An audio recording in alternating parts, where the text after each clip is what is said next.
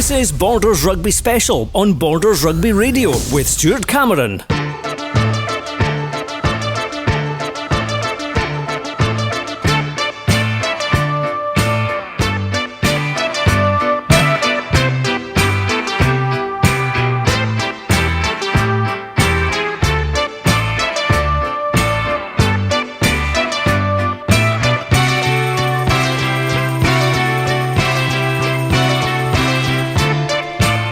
Hello and welcome to Mansfield Park for this week's Borders Rugby Special. For the next 3.5 hours, we'll bring you the latest score updates and live commentary from our featured match today between Hawick and Edinburgh Accies in the Premiership. The Greens, of course, unbeaten in the league, while Accies are in third place.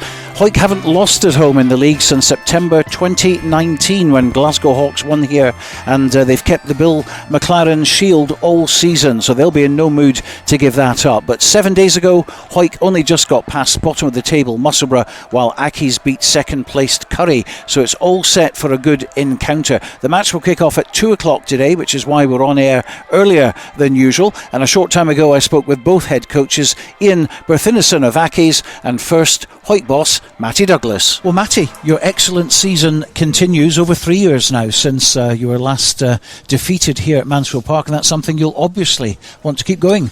Yeah, look, I think it's been working on it the last couple of seasons, and I don't know what it is, but you know, just at home, we've kind of made this a tough place for teams to come, and we want to continue that.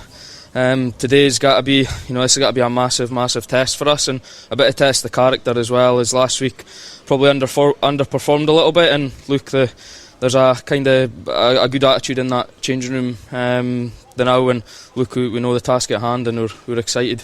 And this season, Mansfield Park is like the holy grail for all the other teams. They want to win here, they want to get that record off you, and you're as stubborn as keeping it. Yeah, look, I think that was the last season when we came into the position. That was a big thing. We're a young side, and yes, might struggle away from home, but if you could win your home games, that was the biggest thing for us. And it's just kind of rolled on. And look, the players, they know what's at stake, and if you can win your home games and make this a tough place for teams to come and teams to fear, that's half the battle. And look, we know that it doesn't matter if the team's at the bottom of the league or top of the league, they want to come here and win, and that's a good thing for us as it drives the players, every time we take the field here. Now, a couple of weeks you've played Musselburgh, 55-5 here, 2014 with a ferocious wind at Stony Hill, and people don't realise Stony Hill on a windy day is like Lass Wade. I mean, it really is kind of horizontal, and you struggled a wee bit to get the points on the board for that one, but it was another win. Yeah, we obviously reviewed the game this week, and look, second half, there's no beating around the bush. We probably weren't good enough, and that's probably the first time this season that we've probably taken a bit of complacency into a second half, where, as you say, Stony Hill is a tough place to go. I remember playing for the YM a few years ago, and the crowd, and it's a tough place. And look, there was things we've taken away from it, but credit to the players, it was a dogfight, and we're down to 13 players in the last kind of 12-13 minutes, so credit to them who dug out the win. And sometimes you have to have their games, and you never got to get the benefit of scoring 4 tries and 30 points every week. And it showed, the reversals. Accies obviously beat Curry the last week after getting beat 50 points at Millennium, and look, Musselburgh were fighting to stay in the league, and they made a lot of changes, and from Mar and then us last week, that was probably one of their best performances of the season. So look, you take the 4 points and you move on. And of course, 2 big matches coming. You've got Curry January the 14th down here, Edinburgh Accies today down here, and these are probably the 2 toughest of the season. Yeah, 100%. I think that this is a must-win for us today, and probably a bit of confidence booster as well. As you say, we've been at the top for a month or a bit now, and you don't want complacency to set in. And I think we need to, for ourselves, put a performance on the table. And as you say, the big thing for me is that we win our games before Christmas, because after Christmas we're into, you say, Curry, but we've also got Mar away straight after the new year, and then that's Hawks. A bogey team for you, isn't it? Yeah, look, and I don't know what it is with Hawick, but after Christmas we're never usually the best. We saw that at Hawks last season, and I don't want to be going into the new year and a couple of defeats and you're chasing your tail. And look, they are winnable games, but as you say, they're tough games, and everybody after the new year in the top 4 at the minute are playing each other. So it's look, we don't want to be relying on other people for our own fate. We're in ascendancy at the minute, and it's about us now performing today at home. So your team news today, obviously a lot of good players haven't made it onto the squad. Yeah, look, we've put a pack on that's playing today that at the minute we feel is performing the best and training the best as well. That's a lot of that's coming into it now. As you say, Matty Carrier misses out, Rudy McLeod misses out. They boys are Prem 1 performers, and look, it's a tough team to get in. I said that on the preview show, and there's no easy way around it. I think that's the toughest part as a coach, is to tell a player that they're not in the squad. But look, the players are bought in early to what we're trying to achieve here, and yes, there's got to be disappointments, and I totally understand. I've been in that position as a player. I think any coach that's coaching's been in that position. So look, we feel today is probably the strongest team we've been able to put in the park this season, and we're keen to see how this park goes, and hopefully the backline. The backline's not changed in a good month now, so we're starting to get a few partnerships there, and hoping that Ethan and Andrew can really test this Accies backline today, as that's where their strong point is. Jamie Looms is a great player at 10, and they've got some quality in behind, but look, we're pretty confident if we get our game plan right and just bring a better attitude today, then hopefully we'll be on a right end of result. Well, we certainly wish you the best of luck. Thanks for cheers, Matty. Cheers. Well, it's always good to meet up with Ian Berthinison, head coach for Edinburgh Accies, and your boys having a good season at the moment. Look, it's probably been a bit of an improvement on last year, but there's a bit of expectation on us this year, I think, having got into the playoffs last year. But we've had a sticky couple of weeks until last weekend, but I was delighted with how the boys stuck in and performed, and we managed to get the monkey off our back and beating Curry. So. Yeah, that was quite a match, wasn't it? Just last play of the game, I think, wasn't it? Yeah, it was. To be honest, we played some really good stuff throughout the whole game, but we just had a lot of unforced errors in there. I think 8 on the bounce at one point, and gave Curry a couple of scores. But I was really pleased that the guys stuck to task, and we kept playing for the full 80 minutes, which is certainly something we'll have to do today. But just delighted to get that win, like I say, and get that monkey off the back, and the boys will hopefully take a bit of confidence from it.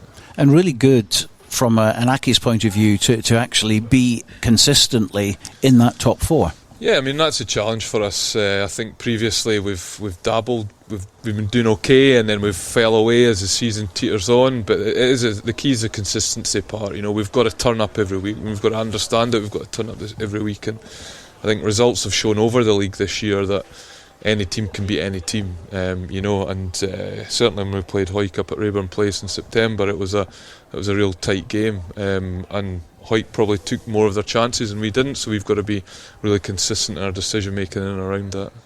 What's sort of pleased you most this season out of the performances? As you said, there's been a couple of dodgy ones. Losing at home to Heriots obviously was not one which would have gone down well, and of course a bit of a humping off Curry, which you then turned round. But overall, what's been the most pleasing thing for you?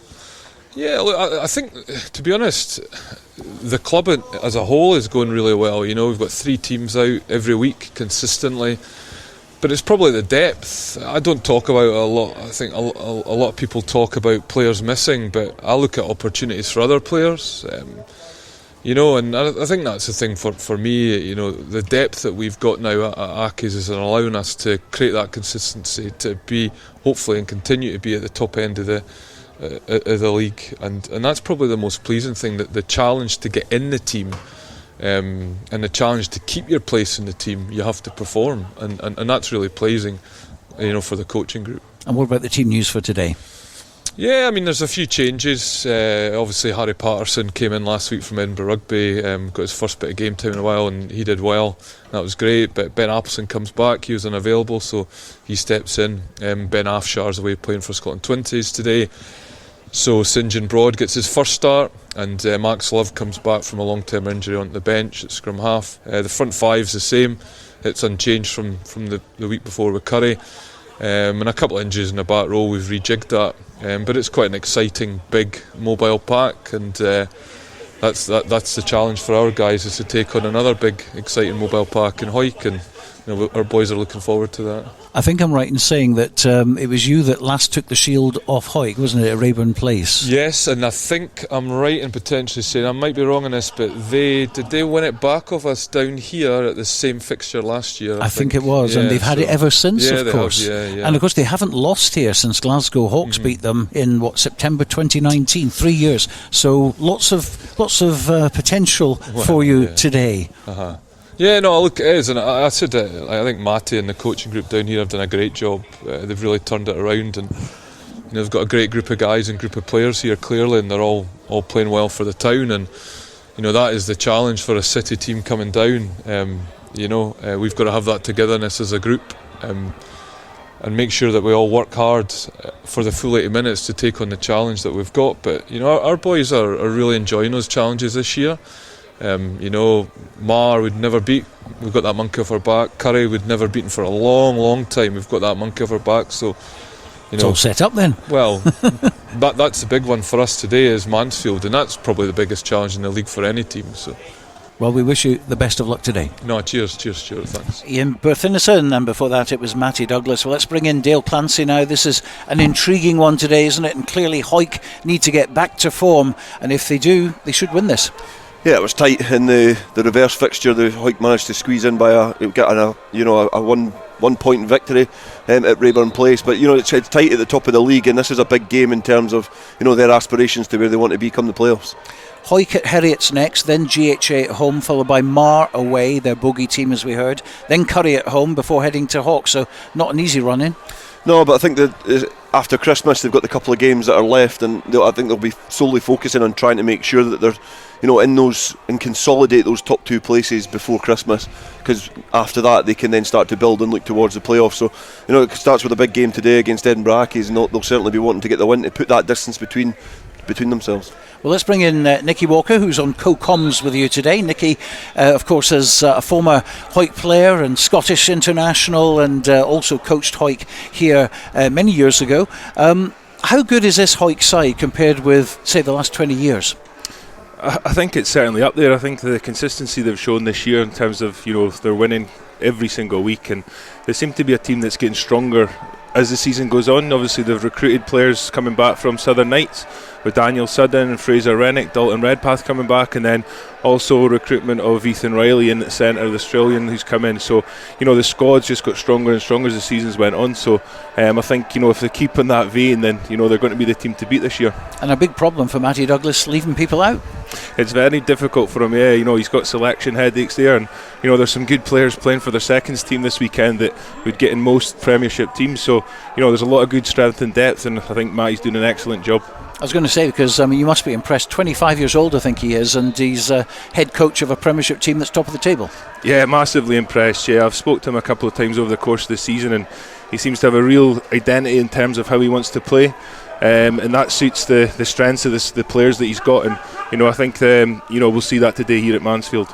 Now, you both, of course, work for Borders College in various capacities, and Borders College is huge on bringing and developing young players through the system. We've obviously seen Stuart Hogg come through, Darcy Graham as well. What's your own role and the role of the college there? So I'm curriculum learning manager at Borders College for sport and outdoor activities. I just came in since January, and obviously coming from the Borders, I've got a real passion to develop sport in the Borders, so it's a real ideal role for me, and it's something that I want to really drive and sort of develop not just rugby players but all sport in the Borders. And I think by bringing back more full-time sports courses, so we're looking to bring in the full-time rugby course next year, and hockey and football, we can hopefully breed young players in this region and hopefully keep them here as well. So the current crop, who name a few names for us. So we've got Dylan Coburn, who's at Melrose at the moment. We've got Taylor Wilson as well, who's playing for Gala Shields, and they're young players who are certainly doing really well at their clubs, and they're part of the rugby academy as well, so the Fuzrock Rugby Academy, and I think there'll be a couple of players to look for the future. OK, well, we're 15 minutes away from kick-off, but before we get into that, a look at the other games involving Borders teams today, starting with the Premiership game at Philip Hawke between Selkirk and Musselburgh, and the thoughts of Souters head coach Scott White. This week obviously focus shifts to Musselburgh, who we are fully aware that they're very dangerous, having pushed obviously Hawick very close at the weekend. And the reality is, and the message that I'm giving, obviously Musselburgh will be desperate every week at the moment to pick up points to obviously survive in the top flight of Scottish rugby. This week obviously there's a few boys unavailable. Craig Jackson, Alan Ferry, Zen, Stuart Cameron is all unavailable. And there's obviously a couple of late fitness tests this week as well in the camp. So selection is going to be difficult and making sure that we get that right. But also, it'll test the squad and it'll show us exactly where we are.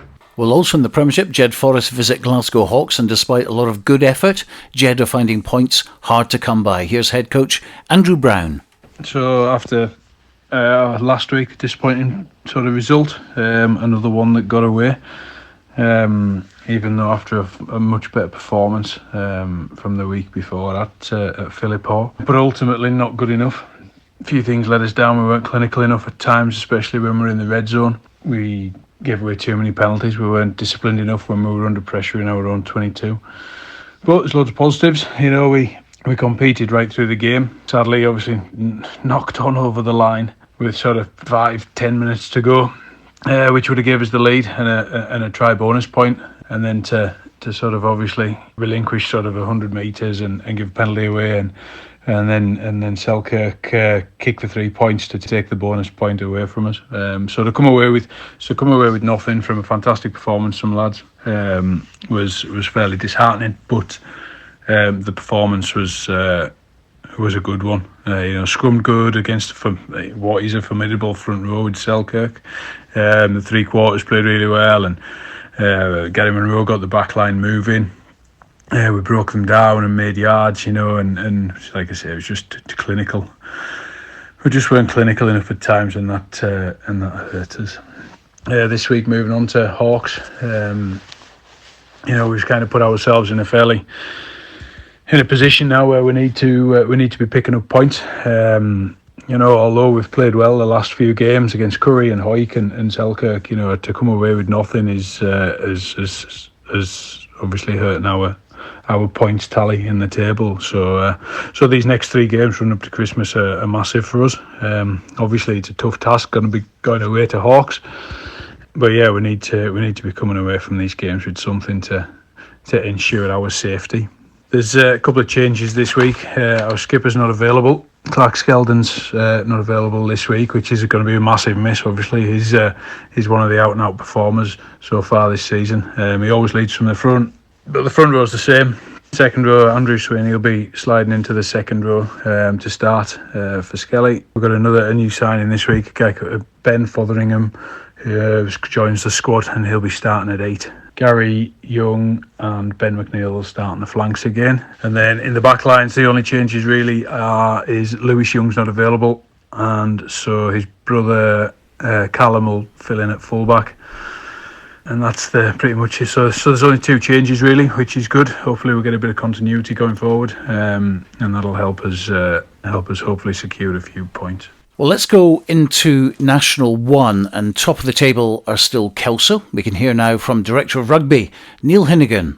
Aberdeen gave Kelso a close game at Poynter Park at the start of the season with 20 points to 14 victory. So Aberdeen are, in our view, a pretty good team, and they certainly challenged us all the way to the 80th minute at Poynter, so we're expecting something similar. Obviously they're in a dogfight at the moment with relegation, and last week wasn't their best result, so they're going to come out fighting, and we suspect, so going to have to be on our game. Last week was a good result at Ayr, but we can't get carried away or anything like that. Our first half still pretty poor, and we've a lot to work on and so on. So yeah, we're looking to go up there and certainly start the game like we finished last week. And changes to the team: Grant Shields drops out this week, and Jamie Gordon comes in for him in the squad, and that's the only squad change there is for this week. So it's an earlier kick-off as well. We kick off at 1:45 due to the light at Aberdeen and them not having lights, so brings its own challenges and so on. But yeah, we can't really have any excuses come Saturday. We're just going to have to be on it and try and get the victory up at Aberdeen. Melrose welcomes Stirling County in what will be an emotionally charged game because of the very sad death of Doddy Weir just after the game last Saturday. Let's hear from head coach Bert Grigg. Yeah, we welcome Stirling County down the road to the Greenyards this week. Obviously, start of the second half of the league season. We suffered that early opening day defeat up at Bridge Hall. So there's definitely a sense of motivation there to make sure we right the wrongs for that early season performance. Look, last week there's no question that the result was fantastic. Probably the more pleasing thing for us as a coaching and management group was just around the performance and how the boys managed to, under a little bit of pressure, managed to come through the other side and just the sort of process, didn't get flustered and made sure that we got that result at the end of the day. And look, we're expecting the same from Stirling. They'll come out the blocks firing, and we've just got to be in the right mindset that we know that we can ride that wave and get the result come the end of the game. So look, a few changes in the squad. James O'Neill returns to Canada via Dubai Sevens. Elliot Robin comes into the starting 7 jersey. Doug and Donald Crawford are also both in Dubai with the 7. So Bruce Colvin returns to his more traditional position of scrum half. Luke Townsend comes into the number 10 jersey to allow Stuart Hutchison and Mitch Richardson to take up that centre partnership. Harry Mikowski, after impressing the last couple of weeks, he gets another start this week on the wing alongside captain David Colvin and the electric James Brown on the other wing. It's going to be a bit of an emotional day at the club on Saturday for all the players, the supporters and everyone connected to the club after the passing of Doddy Weir. So look, we are aware of it, and we're hoping that we can put on a performance fitting for the great man and for his family. Well, also in National 1, Gala have to pick themselves up after last week and the week before at Ayr. Here's what head coach Stuart Johnson had to say. Looking to bounce back this weekend after a really difficult weekend. We were honest with ourselves, we got beat by the better side last weekend. But it's a good thing about sport, we're back on it within 7 days and we've got an opportunity to go out there and put a lot of the wrongs right from last weekend. In terms of team-wise, we've picked up a few injuries, unfortunately. So Doug Weir comes into the forwards to start. Glenn McCrum comes back in, starting in the forwards, also in place of Josh Irvin and Taylor Wilson. Harris Rutherford comes back into the starting team. John Turnbull also back into the starting team after impressing for the seconds last weekend.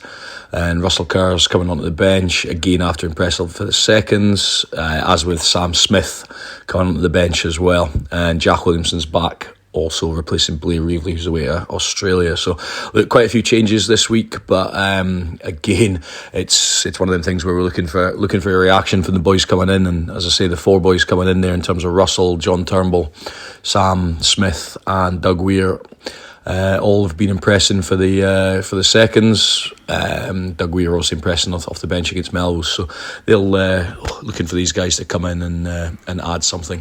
Well, let's go into National 2. Peebles, now in 3rd place, are at home to bottom club Hamilton. And here's head coach Ian Chisholm. We're excited about the squad that we're putting out this weekend. There's a few boys getting an opportunity that haven't featured for the first team yet. And that's not because we think it's going to be an easy performance against Hamilton, who are sitting in the lower ends of the table. You know, Hamilton can play. They try to play a lot. They don't kick the ball an awful lot, and they've got some really strong runners, and their intent to move the ball out of contact is something I've got a lot of respect for. So we need to be on the ball, and we need to make sure that we're super organised and be really accurate around our shot selection and our decision making around the breakdown. The squad to take on Hamilton this weekend is Neil Hogarth, Lewis Copeland, John Gray, Jay Copeman, Cameron Pye. Rob Harrison moves back into the back row after having about 8 games in the centre for us. Murdo Anderson comes into the back row after a really good performance off the bench last weekend, and Finlay Sinclair, who finished the game against last Wade really strong. Caelan McKeever, another McKeever for you. He comes into the squad after a few good performances for the Reds, and he's somebody that I'm really excited to see have a go. Donald Anderson remains at 10, and Jack Harrison stays at 12, with youngster Frey McKeever moving to 13. Buster Davidson and James Dow coming at the wings, and David Collins moves from scrum half to fullback. Now DC, he's probably a more natural back three player.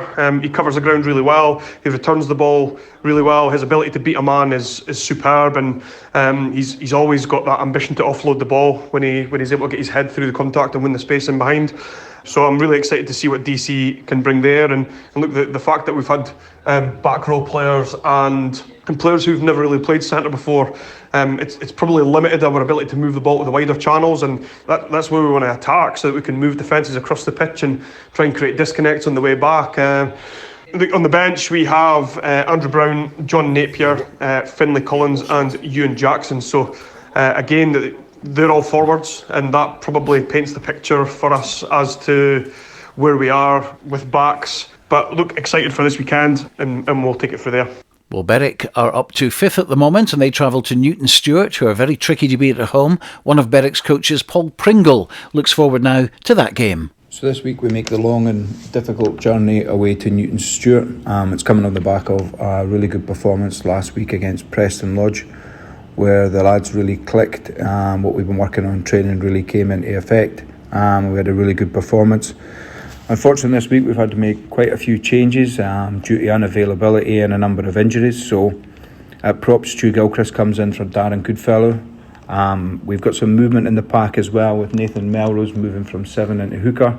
Ryan Wilson will move back into the second row, and Ewan Thompson moves back into open side. On the wings, we've got Aidan Creeley stepping up from the 2s to take over from Aidan Rosie, who's unavailable. Adam Hardy takes the other wing. Jack Dalrymple will move into the centre. Unfortunately, James Thompson suffered a finger injury last week. That's required an operation, so he's going to be missing for a number of weeks. On the bench, we've got Grant Maltman, the 2s captain, who's stepping up, and also Elliot Gray from the 2s will make up the bench. Newton Stewart's home record speaks for itself, but the lads that are stepping up from the 2s who've been going really well, we fully expect they'll make a big contribution. With all things being well, we'd hope to bring the points back to Scrimerston. Well, into East League 2, and Langham are still unbeaten, but their bogey side is Dunbar, and guess where they're going this week? Yes, they're going to Dunbar, and they put their 7-match winning streak on the line tomorrow. Let's get the thoughts of Langham captain Nathan Smith. This weekend we're up the road to Dunbar, where we'll be looking to extend our win streak to 8 games this season. Dunbar is somewhere we've struggled going to over the years. Some matches we've just fell short chasing at the end, and then other matches we've took off and had a great start and then fell off second half and lost the game that way. So we're hoping for a win, an away win this weekend, and get that monkey off our back. That's Nathan Smith, and Langham going for 8 in a row. We wish them all the best. Also in East League 2, it's Hawick Lundeen against Dalkeith, while in East League 3, Gala YM versus Inverleith. Quinns versus Edinburgh University Medics, and Earlston versus Trinity Accies are the other 2 games in East League 3. OK, the time has come for our commentary match today, Hawick against Edinburgh Accies. Let's join our commentary team, former Hawick and Scotland winger Nikki Walker, and first Dale Clancy. Thank you very much, Stuart. The warmest of winter welcomes here to Mansfield Park in the Tenants Premiership as undefeated league leaders Hawick welcome third place Edinburgh Accies here this afternoon. Although neatly placed at the top of the tree as we enter the Christmas period, Hawick's undefeated run so far has not yet seen them stride clear of the chasing pack. Only 4 points separate Hawick and second place Curry, while today's visitors Edinburgh Accies sit a further 6 points behind. These all-important places come the playoffs are still up for grabs, with Selkirk lurking in the shadows. Wins this weekend are vital for all involved. A win for Hawick would see them consolidate their position in the top 2 of the league, but an Accies win would make the last 5 games of the regular season very interesting indeed. We're just waiting for the teams to exit the tunnels and onto the field, and it's certainly been a season of goodwill, but this will be few and far between if you're one of the men in green this afternoon. Hawick remain unchanged in the backs after their tight win against bottom place side Musselburgh last weekend.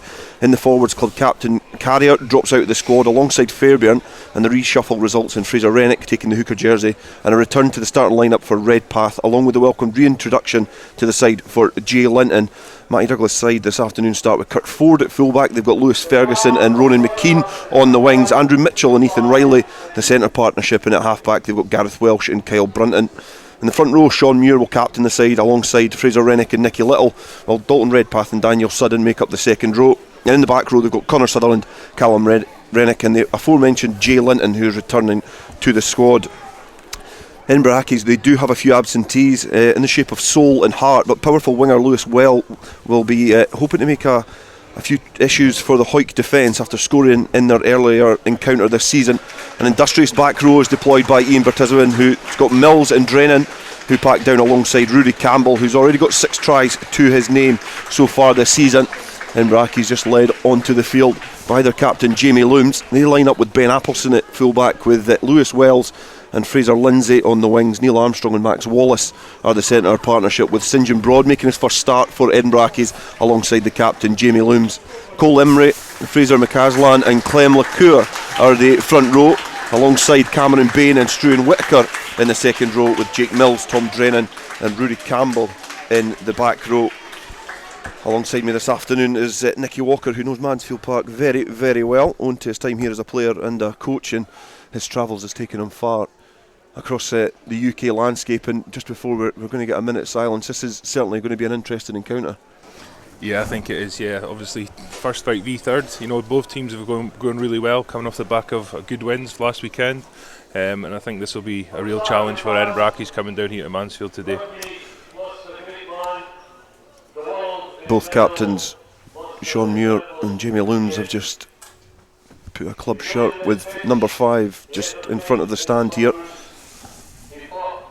as both sets of players line up as we pay our respects to Doddy Weir after the sad passing last weekend.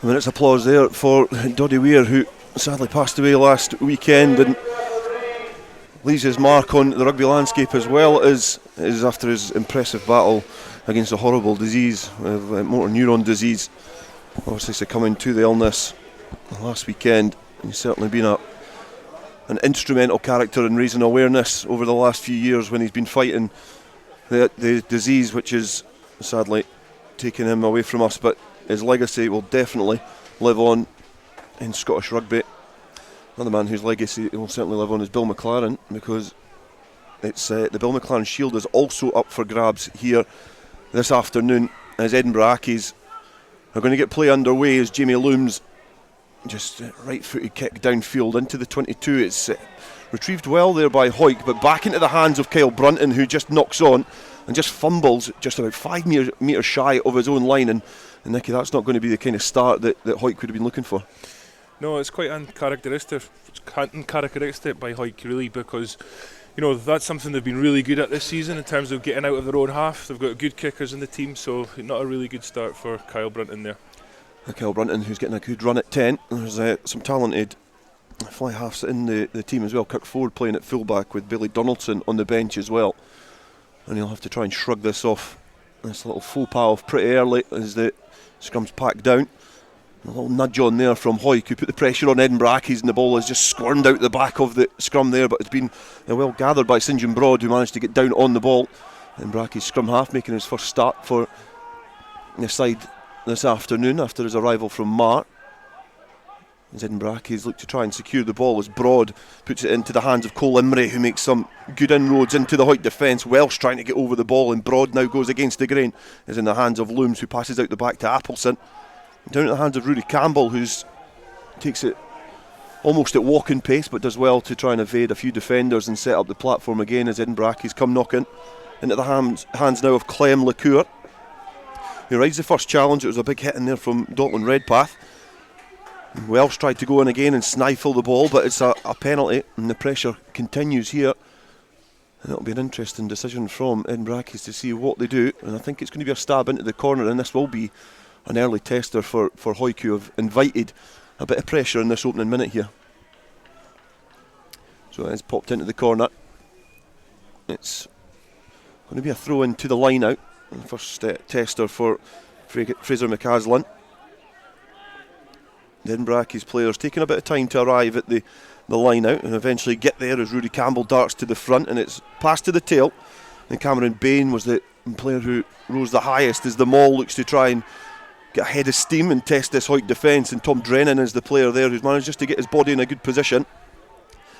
The hooker McCaslin got there to secure the ball before Dalton Redpath could get his mitts on it, as St John Broad goes against the grain into the hands of Jamie Looms again, the captain. Broad finds his back row now, and Jake Mills, he carries up, but again met with some very stern Hawick defence as Edinburgh Accies look to try and test Hawick in tight. As again camped inside the 22. They come right then left. Appleson noticing that there's a gap on the blind side, and the only bit in the Hawick 22 which is drenched in sunshine is that the shadow from the stand lurks over the pitch. It was a cold afternoon here at Mansfield Park, but dry, and it's been ripped clear. Ethan Riley doing well in the tackle to rip the ball clear, and he punts it downfield. And it's just shy now of the Edinburgh Accies 22, and it's been well gathered there by Lewis Wells. It's Ben Appleson, who's got the ball in hand, does pass to a teammate who's been defended really well over that on the banking side here at Mansfield Park by some tenacious Hawick defence. Quickly turning defence into attack, and Hawick now find himself in the Edinburgh Accies half for the first time, albeit without the ball, as Edinburgh Accies through the boot of St John Broad just pops it into a position that he feels comfortable with. Right-footed kick downfield over the halfway line, and Kirk Ford is watching it well into the hands of Ronan McKean now. And a big powerful winger looking for a first chance with the ball in hand, but it just slips from his grasp as he was looking to try and get the wheels turning. And Bracky's now getting a chance to counter-attack, but it's a brilliant tackle from Hawick as Rudy Campbell looked like he was going to get a head of steam. Callum Rennick get himself in a very good position to get one up in the battle of the back row. Now Hawick getting the ball through the hands. Rudy Campbell dancing back in field, and he's been met with Callum Rennick again. I'm sure he'll be a face he'll not be wanting to see for the remaining 75 minutes of this game. Now Nicky Little and Fraser Rennick combining in midfield and driving Edinburgh Accies back over the 10-metre line. Looms now back into the hands of Appleson, who kicks downfield, and he's found some space, and Lewis Ferguson now has evaded the first challenge there, does really well to evade the first defender. Tries to pass back in field but not going to hand, and after some initial pressure there, Nicky, Hawick defensively looking very strong. Yeah, the defence looks really good. It looks like it's been a real focus this week on the defence. They're really getting off the line very quickly, putting a lot of pressure on Accies attack, and they're putting real pressure on it at the breakdown as well. A couple of turnovers, they've forced Accies to kick the ball, but the 3 times that Hawick have actually had possession, they've made errors straight away without actually making a phase, so giving the ball straight back to Accies here at a line out just inside their own half. Edinburgh Accies throw to the tail. It's a scrappy line out that's been scooped up there by Fraser Rennick, who does well to step off his right foot. A curved run now into the corner, and Gareth Welsh is there in support, and he's going to go in the corner for the opening score for Hawick. And we did say that Hawick did have possession 3 times and had errors, but they certainly made that one count, and that's a great try from Hawick. Really good try there. Obviously pressure on at the line out, overthrow, and Fraser Rennick obviously dropping back down to Hawick from Southern Knights from Super 6, showing the level of player he is and making that line break and getting offload there for the score. So really good try, well done. It was a opportunistic try. A lot of work to do there for Fraser Rennick at the tail of the line out as the ball bounced into his hands, and did well to evade the first challenge. and get himself into a bit of space. But great support and run from the scrum half, Gareth Welsh, who gets the opening try here after what has been a very difficult start for Hawick. Invited a lot of pressure earlier on from Edinburgh Accies, and as a coach, obviously, Nikki, you've had a successful Super 6 campaign with Watsonians winning the championship as well as the sprint. You want to see your team react, and that's exactly the reaction that you'd want from your team after making an error early on. Yeah, as I mentioned before, I think there looks like there's a real focus on their defence and the desire. You can see that how hungry the Hawick boys are there to stop Accies playing. I think maybe just a little bit over eager when they've had possession. They made those 3 early errors, but again, coming from not having possession to turn that into a score there and get in the corner, it just shows how hungry they are at the moment, and they've definitely got their tails up.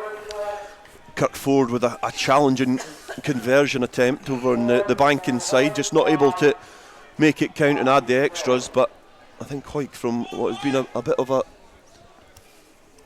uneasy start to this game, they've certainly settled into it now with that score from Gareth Welsh. Just a reminder, Hawick sitting on top of the Premiership as it stands, and we've got 5 games left after this one. This is an important one, as Hawick will look to put a little bit of daylight between these two sides. Edinburgh Accies 10 points behind them in third, and a lot of difficult games before the season concludes and culminates in the playoff for the title, as Kyle Brunton now manages to gather cleanly and puts a spiral kick into a little bit of space, which has been well marshalled by Looms. He puts foot to ball, tries to kick it downfield, but Kirk Ford is there just going to watch the ball go off the field of play. But intelligent play from Brunton to find a little bit of space and just to try and pin Edinburgh Accies back. Yeah, I think that's the way Hawick play. I think they're really efficient in their own half, and it suits them. They've got a massive pack who they probably don't want to run too much early. So by backing their kick chase, they're getting territory, pushing pressure onto Heriots, and then Heriots put the ball off the field, and it goes into set piece for Hawick, where that's probably one of their main strengths, so the big pack that they've got. It's certainly an area of strength for Hawick, and more so than that man Fraser Rennick, who was the catalyst of the opening score, under a lot of pressure to perform as well, because he's got the likes of Ross Graham on the bench vying for that hooker jersey, as well as Matty Carrier, who is playing just over the fence there in the seconds, is from the mall. And it looked well set, but the ball is just bobbled out, and David Chang Ling, the assistant referee on the stand side at Mansfield Park, does signal it's going to be a throw into the line out for Hawick again. It did look like Edinburgh Accies were going to try and set up for a scrum. I think they maybe thought it was going to be a knock on, but Hawick just gathered their thoughts of the last little conversation in a huddle. The experience of Redpath and Sudden back in there after their venture with the Knights is really important to the depth and strength of the squad. A little bit of communication between Redpath and Sudden, and it is going to be Sudden who's raced highest, but they lift Campbell at the front. The one-man lift, he's a slight number 8, but very athletic, managed to get his hand just in the road, but has come back on a Hawick side now. Gareth Welsh sizing up a box kick just shy of his own 10 metre line and stabs it up for the speedsters to chase, and it was expertly measured, and it was almost a chance there for Ronan McKean, who does manage to gather the loose bobbling ball, as Edinburgh Accies are not able to clean that ball up. It's got pretty loose as Nicky Little looks to try and grab it. He's knocked it on. The referee Sam O'Neill now is going to bring that back. There's going to be a put into the scrum for Hawick, but it was a great box kick, good chase. He just got a little bit scrappy after that. Yeah, it was an excellent kick by Gareth Welsh there, but then the chase by Callum Rennick and Connor Sutherland, who I've been really impressed with so far. They're putting real pressure on in terms of their line speed. They're leading that, but then also the pressure they're putting on at the breakdowns, just allowing Accies no time to play. Younger players playing the back row, and they've got that experience in front of them in terms of the front 5, but I think those two are standing out at the moment just in terms of their work rate and the intensity they're bringing so far. It's a really impressive back row. I think Sutherland, Rennick and Linton, they're all very young, especially the latter. I've been really impressed with Linton when I've seen him play. He's had a really impressive performance against Selkirk at Philippock earlier in the season, and he's certainly on the radar of a lot of potential suitors. Now Kyle Brunton, he links up with Riley. Brunton now distributes over to Kirk Ford over in some space on the banking side, who stabs it downfield. Lewis Ferguson's now got his spikes on, putting a little bit of pressure on Edinburgh Accies. It has just bobbled out. The touch flag has went up, and it looked like Lewis Ferguson maybe just got a toe to that over the line, and it looked like he was in for a score, but it has just went over the touch line there. But again, crisp from the back of the scrum, and it's good to see the backs getting involved. Really good handling there, yes. Quite characteristic. Again, I thought they would maybe go up with Andrew Mitchell there hitting up, but they've went at the back of him and played to width. But then again, kicked to the corner, put real pressure on Accies, and then we're getting set piece. Put pressure on Accies' line out here, I think, or it's actually a Hawick ball because Accies have put it out, so they'll get their driving maul going again here, I'd expect. It's a potent weapon of Hawick's, the driving maul, and it's Fraser Rennick to throw into the line out, and they managed to find Linton at the tail and set it up well. Jake Mills is in there trying to make a nuisance of himself, but this driving maul does have some momentum. It grinds to a halt slightly as Edinburgh Accies dig in to try and stop Hawick breaching that line. And now the pale blue and white bodies just bundle on the ball to kill it, and they managed to win the scrum there. It was an accurate line out. It was a good driving maul, but in the end it's been scrappy defence there from Edinburgh Accies, which means that there's no try this time. Yeah, really well defended there by Accies. You'd expect the way they won that line out and they got it going forward pretty quickly, Hawick did, so you'd have thought they'd have got over the line, but Accies have done really well to hold that out.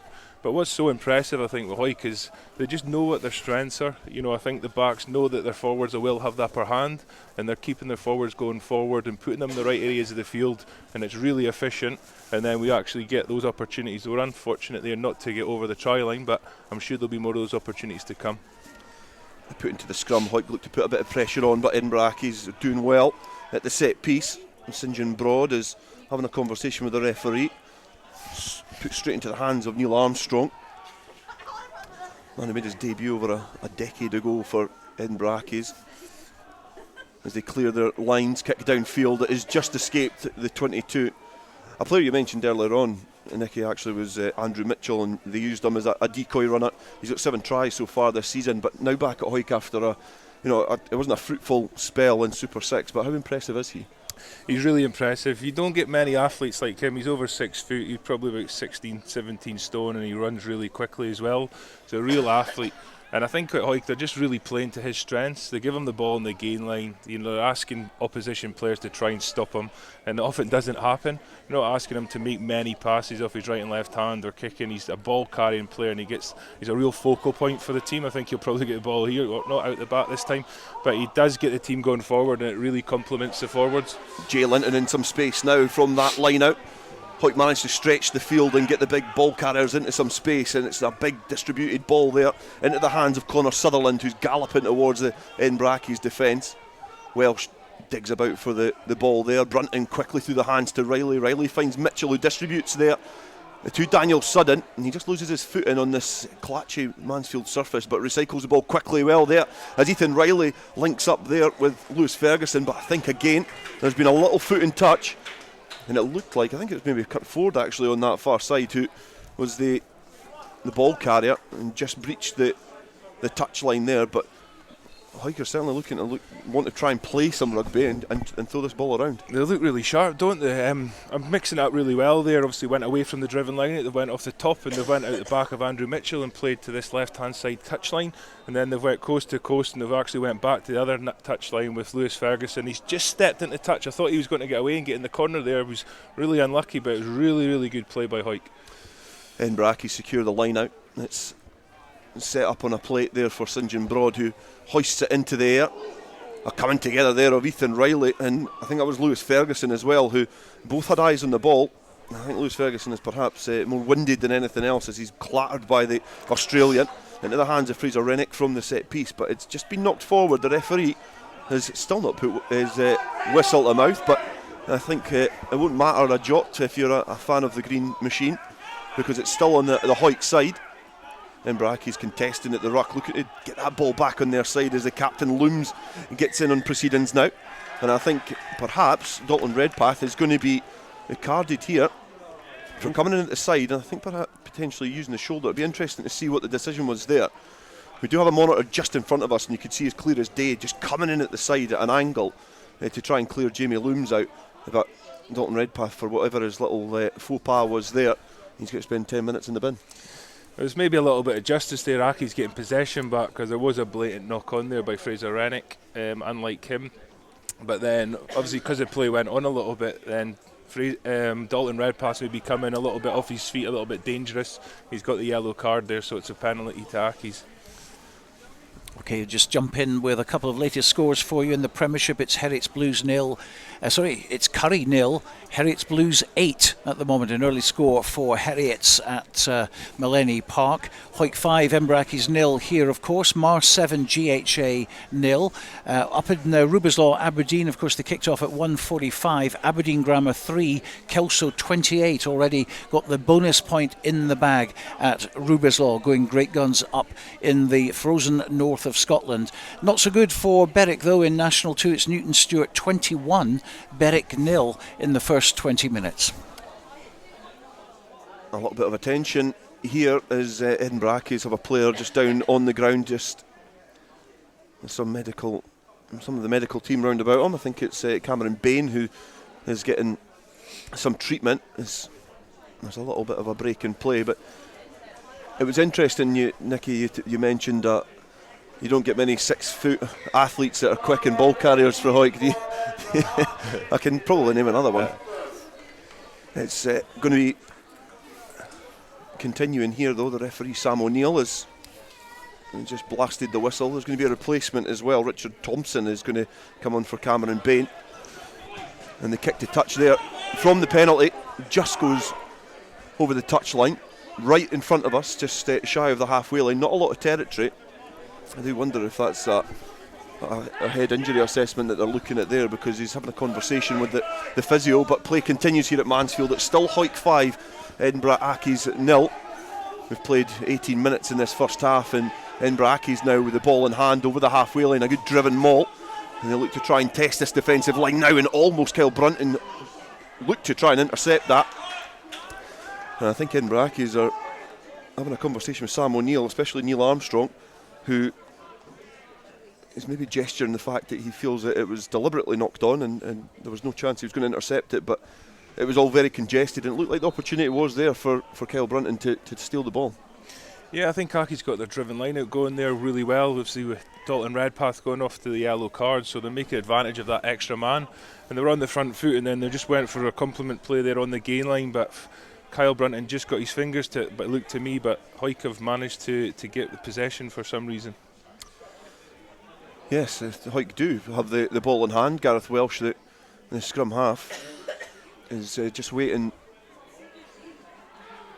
for the referee to allow him to put the ball into the scrum, which he does. Another solid scrum there from Hawick, and it's picked up by Jay Lennon at the base, who gives it back to Welsh, who finds Kirk Ford in some space, who puts a low stabbing kick downfield. It's perhaps not the way he wanted to execute it, but it's come off pretty well for the fullback. Yeah, and that's the way Hawick play. They take those opportunities. They get the ball to Kirkford on the edge quite a lot, and a lot of the times he does nudge the ball through there on the edge. He finds territory. Hawick will apply pressure at this line out like they did before when Gareth Welsh went in the corner for the first score.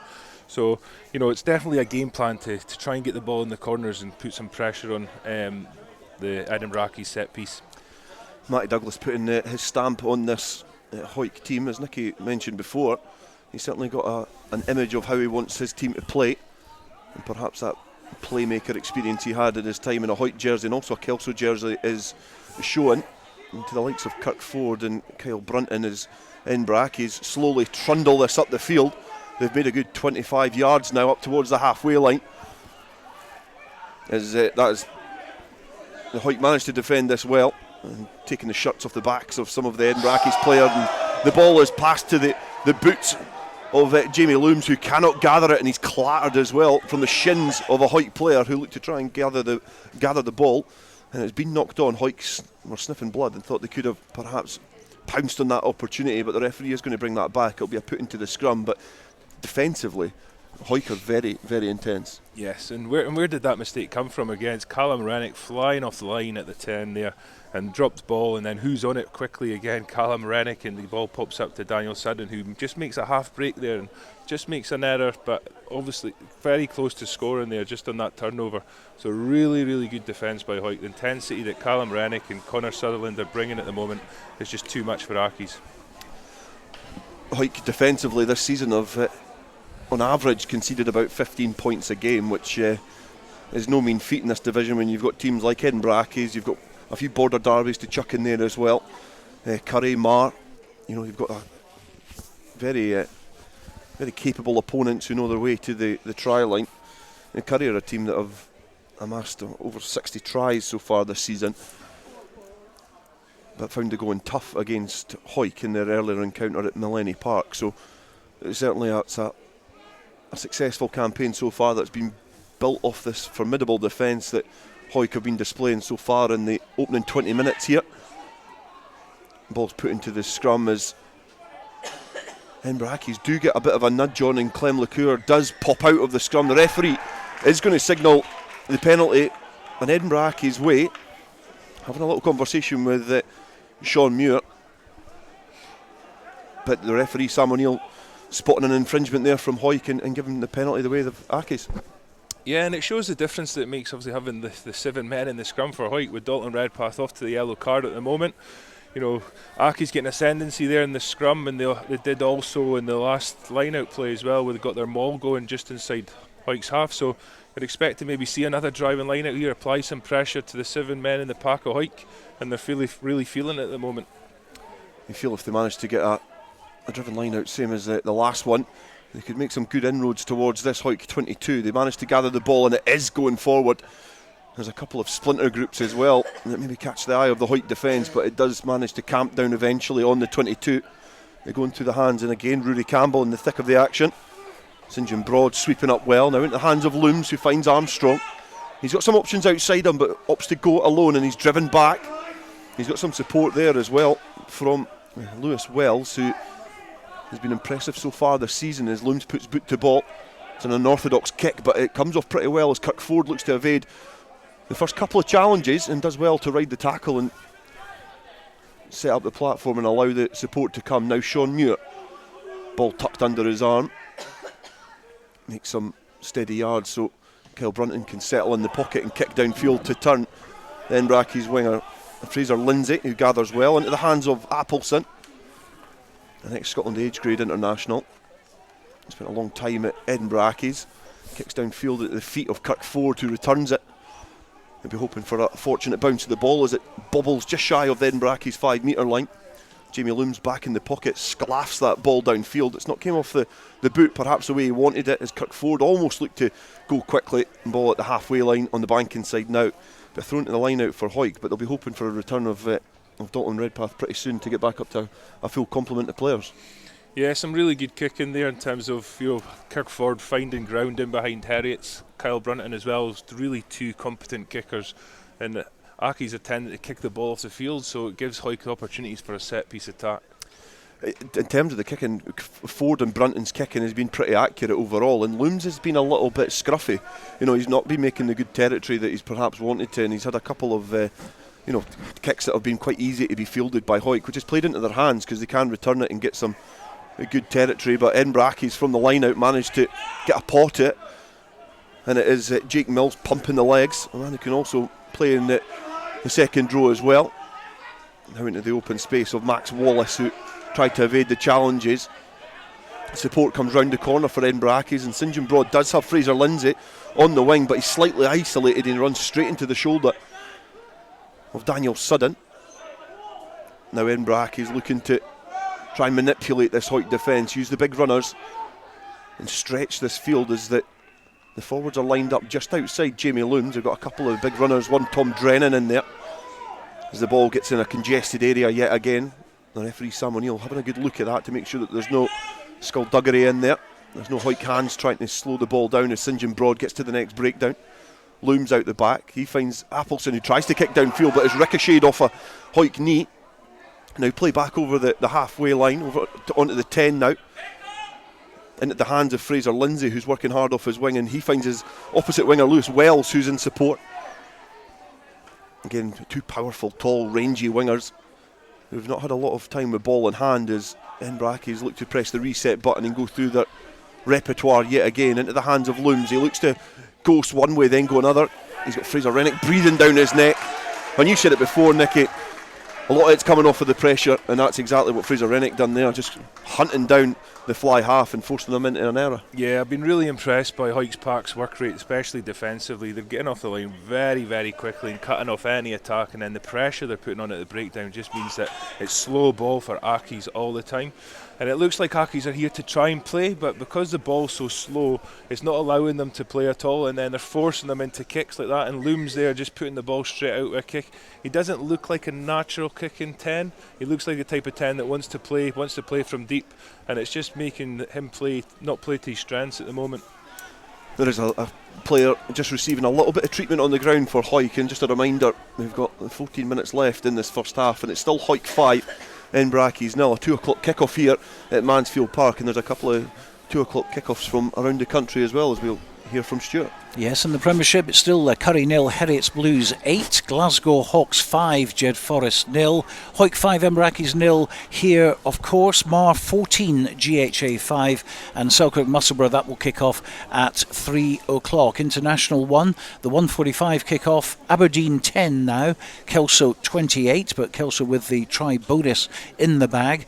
Dundee and Biggar are playing at 2 o'clock, but all the other matches, in fact, kicking off at 3 o'clock. That's Ayr against Highland, GHK against Stumel, Melrose against Stirling County, and Watsonians against Gala. International 2, it's Cartha Queen's Park 19, Lasswade 8. Bit of a surprise that Cartha not having a very good run things at the moment, but Lasswade beat Peebles last week, but they're not having it all their own way this time. 19-8 over there. Newton Stewart 21, Berwick 0, and Preston Lodge 7, Glasgow Accies 12.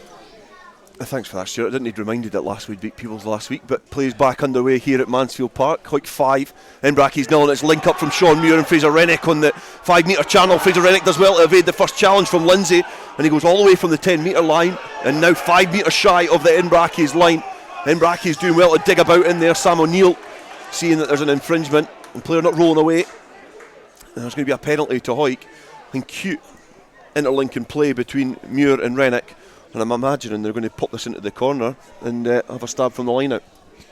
I would think so, Dale. Really good sharp play there at the front of the line out. Fraser Rennick's having an outstanding game so far. A couple of line breaks, a nice line break up there, up the 5 there. Thought he was going to go in and score, broke a couple of tackles. And then I think Hawick will be really happy with how this 10 minutes is played out without Dalton Redpath. Now Dalton coming back on, back to full complement. I'd expect that they'll go for a maul here and try and drive Accies over. If ever there was a time to get back up to a full complement and bring the heavies back on, it would be now. 12 minutes left in this first half. Hawick 5, Accies 0. Hawick back up to 15 men, and Dalton Redpath's first job is to receive the ball from the line out.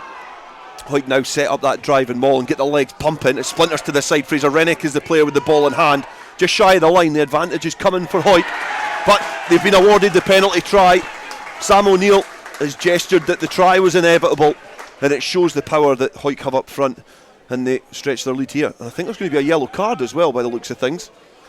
It'll be interesting to see who the player is. I think it's Rudy Campbell that's been yellow carded, so a bit of double jeopardy there. A try and also a yellow card. Yeah, good pressure there by Hawick. You know, Accies are just struggling to withstand that pressure that Hawick are applying when they get up to the 22, and that's coming from playing some good territory game from Hawick, and I think they've played out that 10 minutes with down to 14 men really well, and now 12-0 up. Hawick have managed very, very well. They got the opening score in 6 minutes, and they've had to wait another 24 before they get their next one, but they're flexing their muscles up front as Connor Sutherland gathers the ball from the restart and trudges upfield on a solo run. The cavalry does arrive in support as now Sean Muir offers himself up for some industrious work in the loose. He carries well into contact to set up a platform for Welsh to launch the ball downfield. He's asking Callum Rennick and also Lewis Ferguson to get their skates on and put a bit of pressure on the receiver there for Edinburgh Accies. They do well to get the ball back on their side, and again St John Broad slowing pace down slightly. This is Cameron Bain. Sorry, it's not, that's Jake Mills there. With the ball in hand, eventually finds Looms into the hands of Max Wallace, who looks to bounce back in field. And the Hawick defence managed just to wrap up the outside centre, who looked like he was going to be making a head of steam, and Fraser Rennick then charged in. Dalton Redpath now looking to try and clear out of the ruck. He's been adjudged to have not been using his arms, and he's certainly walking a bit of a tightrope with the earlier yellow card with things like that. Yeah, they look fired up, don't they? But we've not mentioned Ethan Riley very much, and that was an excellent dominant tackle there. He's had some lovely touches in this half. I've been really impressed with him, but then they're just a real physical tackle, put his opposite number on his back, and then Hawick competed really hard at the breakdown. Just a little bit unfortunate not to get the turnover. It was a textbook tackle, outside centre, just wrapping up his opposite man round the legs that allowed Fraser Rennick to target the ball and target the top half. And he drove Max Wallace back, but the end result is a penalty to Edinburgh Accies. It's a scruffy line out, but it does come back on Accies' side.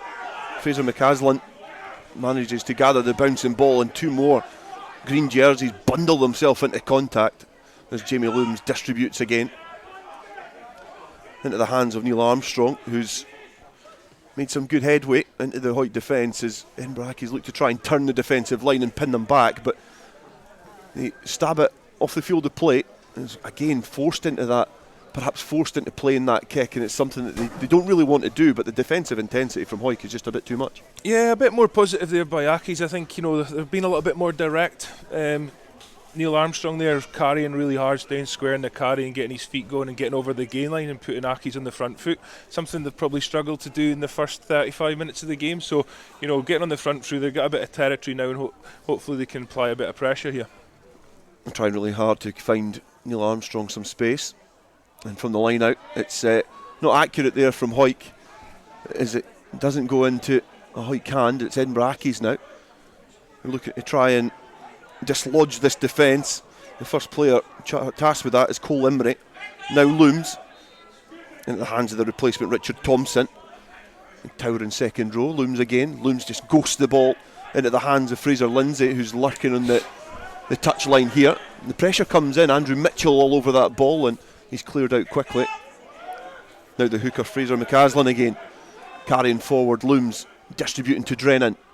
He wants to try and go pretty much through Fraser Rennick, but it's no mean feat to be able to do that.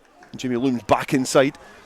He's got some runners just back in field, and he's looking to try and now test and manipulate the Hawick defence, but again it's holding very strong as it's drifting, and also checking back inside. Broad now finds Looms. He's got some options outside him, Neil Armstrong being one of them.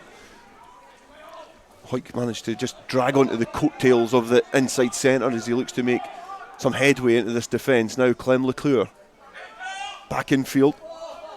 The supporting runner yet again is Struan Whittaker. He carries forward. Now Looms back to Appleson. Appleson's got some space over that far side. Max Wallace finds the powerful winger Lewis Wells, who's been kept very quiet in this first half. We've got about 6.5 minutes left here at Mansfield Park, and Hawick have managed to get the ball back on their side. Jay Linton was the player who managed to rip the ball from the clutches of Edinburgh Accies. Now Sean Muir, the captain this afternoon, carries forward. Brunton's got some options there, and Andrew Mitchell is one of them, and just tries to gather the ball, and it just escapes his grasp yet again. And there's been a few instances of that, and it's as you say, it's very uncharacteristic. There's been a couple of times in the game where it looked like players have actually caught it and then actually dropped it before they've got to the contact. But I think what's evident is since Accies have went down to 14 men, I think the message has come on under the post after the penalty try is to try and tighten the game up, and let's play some 1-2 pass plays. I think Neil Armstrong's getting his hands on the ball, so is Jake Mills and Tom Drennan. They're really carrying the ball at the gain line and asking some questions of the Hawick defence just by getting a little bit closer to the pass and getting more time on the ball, and actually just eating up some time with this 10 minutes that they've got with 14 men. Edinburgh Accies came out and were looking to play at a bit of a tempo. They were getting to the set piece quick, looking to move this big Hawick pack around, and I think the game plan has had to be revised, especially after going down to the 14 men. Tom Drennan now packing down at the back of that scrum, and the onslaught comes from Hawick. They pump their fists in celebration, and it's a big 8-man effort there, just blitzing Edinburgh Accies off that ball. A couple of outflailed arms from the front row from Edinburgh Accies, but to be fair, I don't think they've got a fighting case there, do they? I think psychologically that's going to be big. That's massive. Making an error just outside your own 22, and then the whole forward pack of walking over Accies there, I think that's going to be hard to come back from. Clem Leclerc was one of the players who's still having a conversation with Davy Chang Ling, a man who spent a bit of time at Selkirk in the past as well. He's played over 100 games now for Edinburgh Accies, and in those 100 games, I bet his times have been few and far between that he's been walked over like that, because it was a formidable effort from Hawick to completely blitz over the 7-man Edinburgh Accies scrum. What it gives them is a throw into the line out here as they throw to the tail. It's been well gathered there by Sutherland, and now into the hands of Rennick. It's Callum Rennick this time. Welsh now to Brunton, who's ghosting in behind the forward runners. Ronan McKean working hard off his wing. Looks to try and go in between the two Edinburgh Accies defenders, but he's running into a little bit of trouble here. Edinburgh Accies now fighting to get that ball back, but the referee is adjudging that there's been an infringement in there, perhaps playing the ball on the ground. It did look like there was a player testing the water slightly to get the ball back on their side. But it is going to be a penalty to Edinburgh Accies, and it was dangerous, but that's what Ronan McKean brings you as well. He's a powerful winger that likes to work hard off his wing. Yeah, he works really hard. He came in there maybe just a little bit deep and too late there and run away from his support a little bit, so we end up getting turned over, but he's certainly a threat, and it is somebody that Hawick should be trying to get the ball to. Edinburgh Accies from the penalty put in another scruffy kick, because it didn't even cross the touch line, and it dribbled into the 22. It's been returned downfield from Ferguson into the hands now of Appleson. A little hitch kick. It doesn't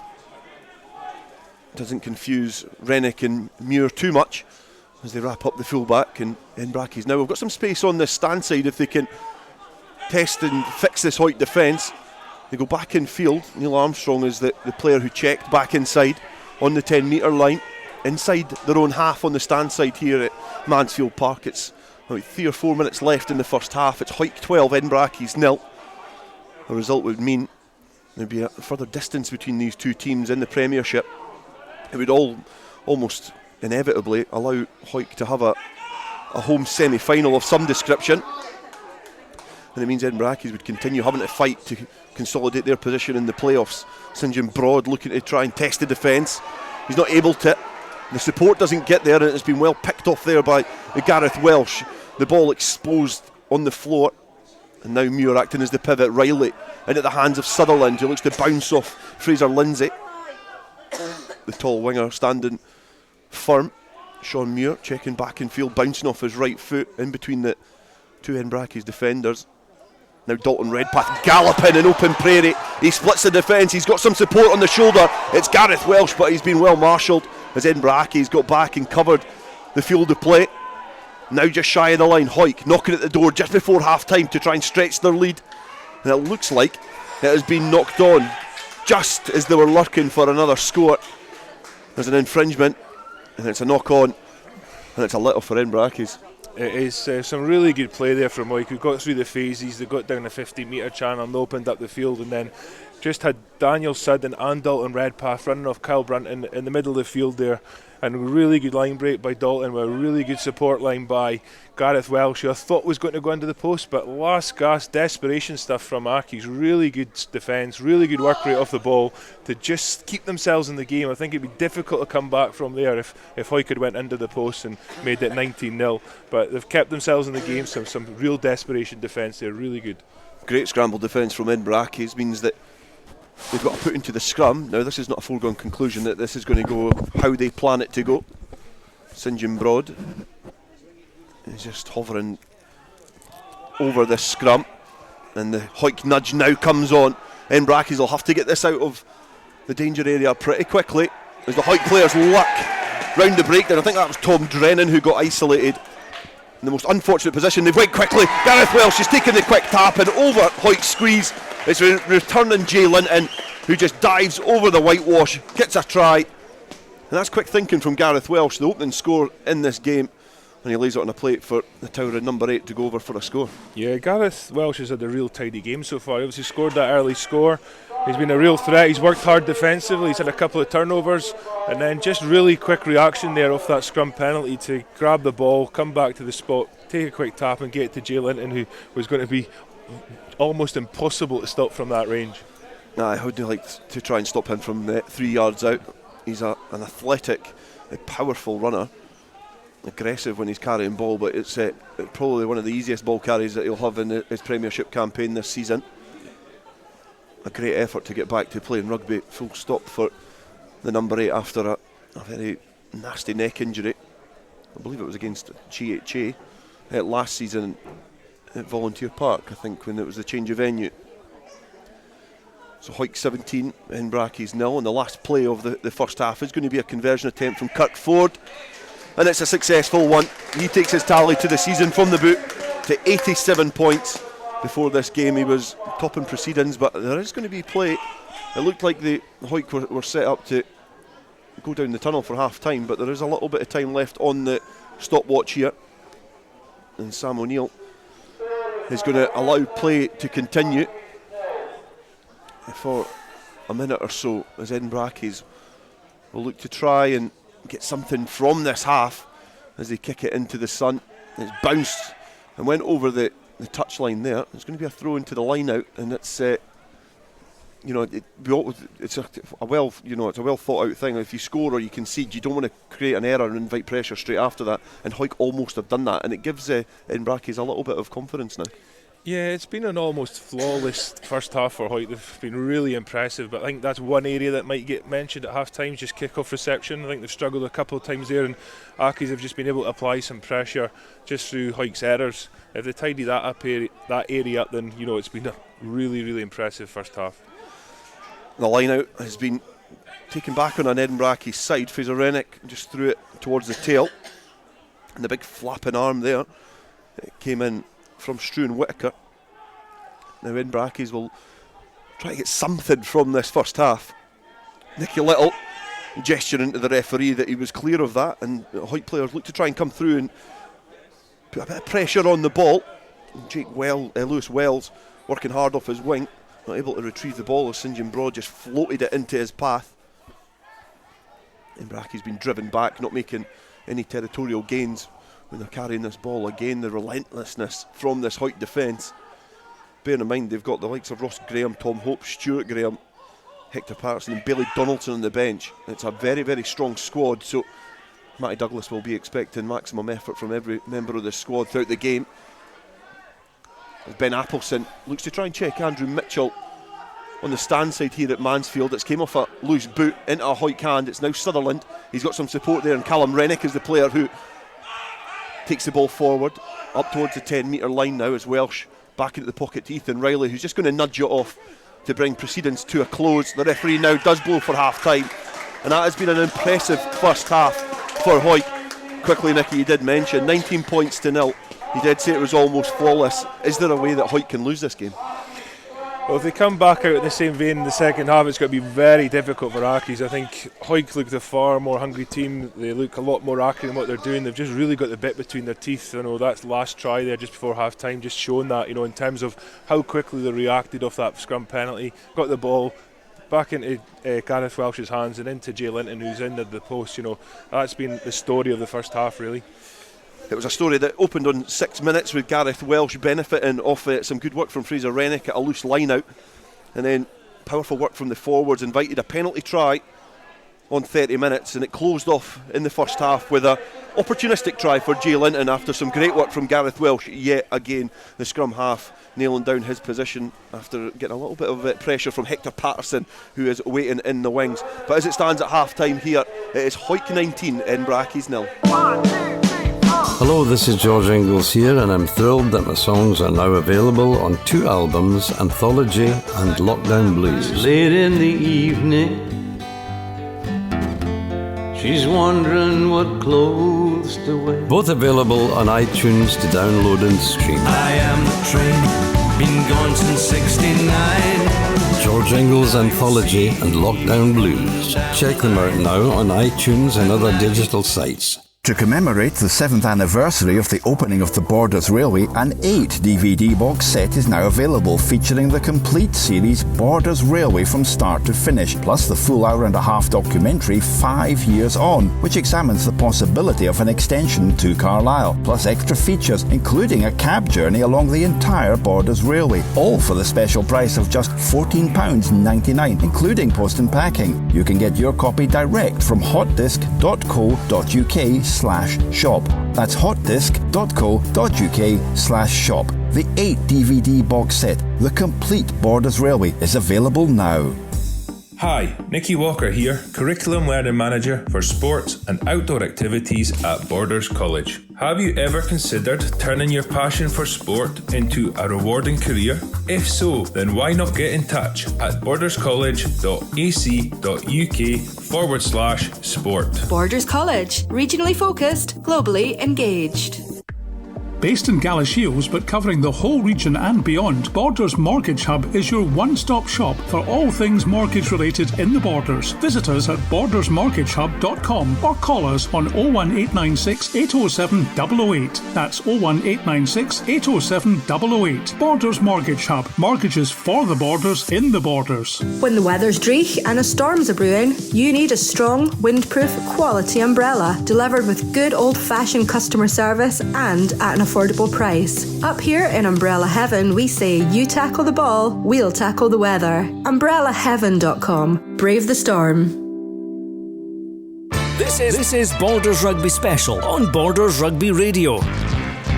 Yes, welcome back. Half-time here at Mansfield Park. Hawick 19, Edinburgh Accies 0. 3 tries in the bag, looking for that bonus point after the break. Some of the half-time results coming in at the moment. It's half-time now at Melrose Park, where it's Curry 12, Heriots Blues 13. Glasgow Hawks 12, Jed Forest 12 at half-time. Also half-time at Fullerton Park, Mar 14, GHA 8, and of course Selkirk against Musselburgh kicks off at 3 o'clock. International 1, it's Aberdeen Grammar 10, Kelso 35. That's in the second half now. They kicked off at 1:45, and all the other matches apart from Dundee and Biggar will be kicking off at 3 o'clock. In National 2, it's Cartha Queen's Park 19, Lasswade 8. That's a half-time scoreline. Newton Stewart 26, Berwick 0. Ali Grieve out injured early on in that one. A big blow for them, and losing to Newton Stewart by 26 points to 0. Newton Stewart very, very good at home this season. Still waiting on Peebles against Hamilton, but Preston Lodge 7, Glasgow Accies 19 is a latest score. In East League 2, it's Hawick Lindeen 3, Dalkeith 10. Also in the East League, but in Division 3, Earlston 3, Trinity Accies 5. That's the very first time these two clubs have ever played each other. So currently a close match, a close affair. Earlston 3, Trinity Accies 5. Well, one of the games kicking off at 3 o'clock today is down at the Green Yards in National 1. Melrose against Stirling County. And hopefully we can go there now and join Robin Purdie. Hello, Robin. Good afternoon, Stuart from the Green Yards. Now, of course, a big game for Melrose, trying to get revenge for their defeat at Stirling on the first day of the season and defend their unbeaten home record as well, and add into the mix the fact that 7 days ago today we received the shock news that Doddy Weir had passed away. So a very emotional day at Melrose today. Yeah, it's sure to be emotional here this afternoon, Stuart. The two teams have just gone down the tunnel following their warm-up. Melrose warming up in their Doddy headbands today, and both clubs are going to retire the number 5 jerseys for today. Those will lie pitch side. So yeah, sure to be emotional. As you say, Melrose out for some kind of revenge. It's all, given what's happened since then with Melrose, it's almost incomprehensible, I guess, looking at the table, to think that they lost on the opening day of the season at Bridge Hall. But here we are, and Melrose will be looking to right that wrong this afternoon, no doubt. Now, obviously, it'll be playing on everyone's minds about Doddy Weir. How's that affected the build-up to this game for the players? Because they all knew Doddy personally. Yeah, it's going to be in their minds for sure, and I'm sure it's been spoken about during the week. They'll be looking to put on a show, and first and foremost they'll be looking to get a victory in the great man's honour this afternoon. So yeah, but there is a rugby match. Of course, it's secondary in importance, as we said in the preview show. But there's a rugby match here this afternoon, and Melrose will be looking to continue their chase of Kelso at the top of the table. And they've rung the changes. Melrose today, they've got a couple of absentees. The Crawford brothers, of course, are at Dubai Sevens. So yeah, it's a different looking Melrose team today, but it still looks strong enough on paper, I would suggest. Now, Melrose sensational was the word that you used to describe their match against Gala last week. 63 points to 15. We're still having a look through the record books to see if that was a biggest score ever. Certainly will be pretty close, but there are some changes this week, aren't there? Yes, this week in comes Harry Makowski onto the wing. There's a positional change. Struan Hutchison moves from 10 to 12 this week, and Luke Townsend comes in at 10. Again, there's a positional change. Bruce Colvin moves from the wing to his more familiar position at number 9. A couple of changes in the front row. South African Campbell Scott, who's been around the club for a while, he normally features for the Storm. He comes in at hooker and he'll sit alongside Will Owen today, who swaps in for Jack Dobie, who drops to the bench, who will looking to make an impact when he comes on. Elliot Ruthven comes in at 7 today, and again there's another positional change. Ben McLean this week moves from the number 2 jersey to number 8. He's equally adept in that position. Less familiar look to the Melrose bench today. Obviously Jack Dobie is a frontliner, he is on the bench, but Sandy Fairbairn, Ethan Deacon, Xander Ramage and Robin Sharp make up the other substitute places. So like I say, a bit of a different look for Melrose today, but I'm sure that they will believe that there is enough there for 5 points today, and they'll certainly be targeting that, particularly given Kelso, who kicked off earlier. They look like they're going to come back down the road with a 5-point victory. So yeah, Melrose will be looking to do the same here today. Well, we'll be rejoining Robin throughout the match, and second half commentary for that game as well down at the Greenyards. That's after we finished here. That one, of course, obviously a 3 o'clock kick-off. It's been a 2 o'clock kick-off here. Edinburgh Accies already out on the pitch. They're 19-0 down. 3 tries for Hawick in a very entertaining first half. And I think we can just about go back to our featured match here then.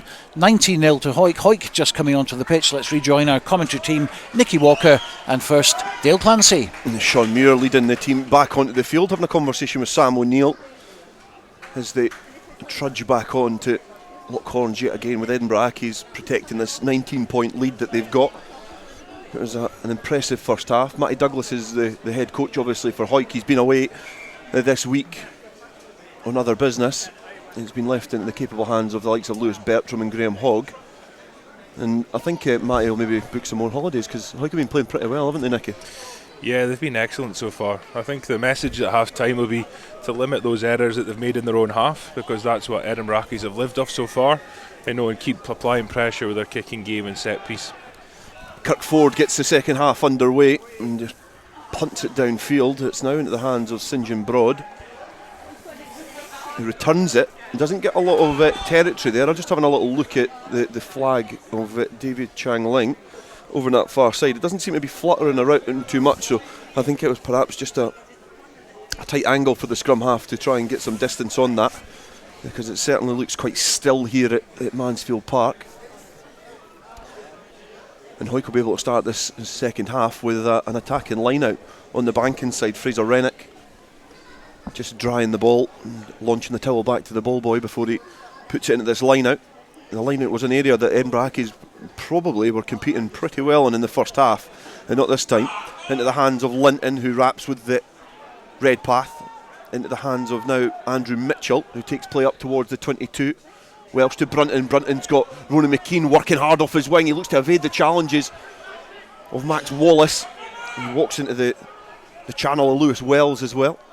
Now Sean Muir drops the shoulder, carries forward, makes momentum. And Kyle Brunton going against the grain, and he's ghosted a beautiful pass into the clutches of Ronan McKean. That ball ghosted in front of the defence, and Ronan McKean making his 51st appearance for Hawick after making his 50th against Musselburgh last weekend. He gets his 7th try of the season. Yeah, we mentioned him in the first half, didn't we? We said what a threat he was, and you were trying to get the ball into his hands, because things do happen, when he does carry the ball. So really good score there. But what you would say there is that is Hawick in a nutshell. Sean Muir carrying the ball first of all, then getting it to Andrew Mitchell, who carries again onto the gain line. Sean gets it back, he makes another carry, and then the play to width on that third, fourth phase and score. So really good play by Hawick, and stereotypical of what they are. Matty Douglas will be really happy with that. It looks like straight off the training park. Kyle Brunton, when I watched it in real time, I did question and thought about the decision to go towards the blind side, but it was a justifiable decision, because he threw in an exquisite pass right into the hands of Ronan McKean, who's now their top joint try scorer this season, along with Andrew Mitchell, who's also got 7 tries. Kirk Ford, who was the leading point scorer from the boot before this weekend round of fixtures, just kisses the upright with his conversion attempt. So it's only one conversion for him so far today, from 3 attempts, because one of them was a penalty try. So it stretches his tally from the boot to 87 points, but it means that Hawick 24 points to 0 in the lead against Edinburgh Accies. 3 minutes gone in the second half, and the bonus point is now secured. It's now a matter of just getting the job done and getting the victory as Jay Linton runs laterally across the pitch and then bounces the Edinburgh Accies challenge there. Max Wallace and just got bundled completely out the road. The trademark run from Jay Linton, and now Welsh into Muir. He's carrying the ball with a bit of attention this time. The defensive line up a bit quicker on the Hawick captain. Now Hawick noticing there's not a lot on just now, and goes to the boot of Welsh. Dalton Redpath, who's got his skates on, and he looks to put a bit of pressure on the Edinburgh Accies fielders, who are lying in wait for the ball. Tom Drennan carrying forward. St John Broad to the breakdown pretty quickly into the hands of Looms. Ghost in front of Campbell, but it drops to the boot of Wells, the excellent Lithgow winger. He's got 5 tries so far this season, hunting down his own kick, but Kirk Ford does well to return it downfield. But it stays in the field of play, and if that bounces, that's going to be a beautiful kick for Kirk Ford. And under a little bit of pressure, that's how you return the ball from the boot. Yeah, Kirk's a really good kicker. It's a brilliant return. There isn't a 60-metre kick there, so releases pressure for Hawick. But some good stuff there off the kick-off. Jay Linton running across the field, getting the goal forward, and then putting Accies into their own half. But, a bit of kick tennis, and then, Hawick come out on top again. Jay Linton, he did a similar run at Philippock in their victory earlier on the season against Selkirk. And it's almost like he drifts across the field just trying to pick the weak link. He certainly picked it on that occasion as well. Fraser Rennick from the line out into the hands of Jay Linton again, just looks to go straight over Looms, does just that. Neil Armstrong has to wrap his arms round him as Brunton has got some support, and Ethan Riley is one of the players looking to fix a defender, goes early to Ronan McKean. Ronan McKean trudging up the touchline. Has he got enough room to get over the try line? The referee's got a good look at that. Gareth Welsh is just weaving and weaseling his way over the try line. He gets the score, and the scrum half is having a brilliant day behind that pack. But again, it comes from the carrying from the forwards, manipulating that space, and it's a big charge and run from the big winger over the far side. Yeah, an excellent line-out steal there by Connor Sutherland to get him up there on the left, and actually looked like it was a Hawick line-out, the way they played off it by playing Jay Linton into the midfield on a strike play when it wasn't their ball. He got them going forward and bouncing Looms there and going straight through, and then creates so much space on the left-hand side there for Hawick to move the ball to the edge, and really good finish there by Ronan McKean. It was Ronan McKean who set up the score. Gareth Welsh was the player who eventually managed to get over the try line. Ronan McKean just getting caught short after he rampaged into the Edinburgh Accies 22. Bursting through the defenders. It took a couple of guys to drag him down, but Welsh, like all good scrum halves, sniffed the opportunity in the gap there. And it's now up to Kirk Ford to try and add the extras. He's on the 5 metre line, 5 metres away from the 22 as well. He's made a good connection with that, but it's just going to drift in front of the posts. Not a great day from the boot for Kirk Ford, but he's had a few challenging kicks to try and execute. On another day it might matter a little bit more, but with a 29-0 lead, with 33 minutes to go in this game, I don't think it's going to cause too much concern for the Hawick coaching staff. A little switchy tactic here for Edinburgh Accies now. As Appleson kicks the ball downfield. It's been well gathered there by Big Sudden. Manages just to create a comfortable home for that ball for the next 5 or 6 seconds until Gareth Welsh kicks it downfield. And well gathered there by Rudy Campbell, who's not been able to keep the ball under control. As again, the defence, the intensity from Hawick putting pressure on Edinburgh Accies. And before this game, there was 10 points between these two sides in the league, but on this display, it seems that it should be a lot more. It seems that way at the moment. Yeah, I think as we mentioned before in pre-match, like Hawick look like a team that are getting stronger and stronger as the season goes on. I've heard that they weren't happy with their performance last week at Musselburgh, but I think sometimes having one of those performances where you're maybe not on top of things, gives you a little bit of a a boost, and then obviously coming in this weekend, they've tried to put that complacency away, and they've really shown themselves really well today. Kerr Gosman and Max Love coming on to the pitch. Jamie Looms is one of the players going to be replaced, so I imagine that's going to see Ben Appleson go to fly half. St John Broad coming off as well, so Max Love is going to go to scrum half. Kerr Gosman, I would imagine, would either be on the wing or loitering at fullback. He's got 6 tries to his name so far this season. Returns to the squad after a little time out. And now Edinburgh Accies have an attacking scrum inside the Hawick half. The first job for Max Love is to pop the ball into the scrum. One that Hawick had the upper hand of in the first half. It was a little bit more of a contestable scrum on this occasion. Appleson finds Armstrong. Armstrong just pops it onto his centre partner Max Wallace. It's been a long afternoon for the centre pairing at Mansfield. They're not having a lot of joy, running into the likes of Riley and Mitchell, who have been well supported by the back row forwards mainly. Sudden putting in a challenge on the 10 metre line. Now the defensive effort comes up from Rennick, who just fired out of the defensive line and put pressure on Ton Drennan. Now Love into the hands of Rudy Campbell, who's floated that into Kerr Gosman, who wants to try and find himself some space to get his lightning feet working. Edinburgh Accies throw it down the throat of Struan Whittaker, and the pressure again, sealing off there. I think that potentially just highlights the intensity from Hawick. Edinburgh Accies are feeling very, very, very vulnerable at the breakdown.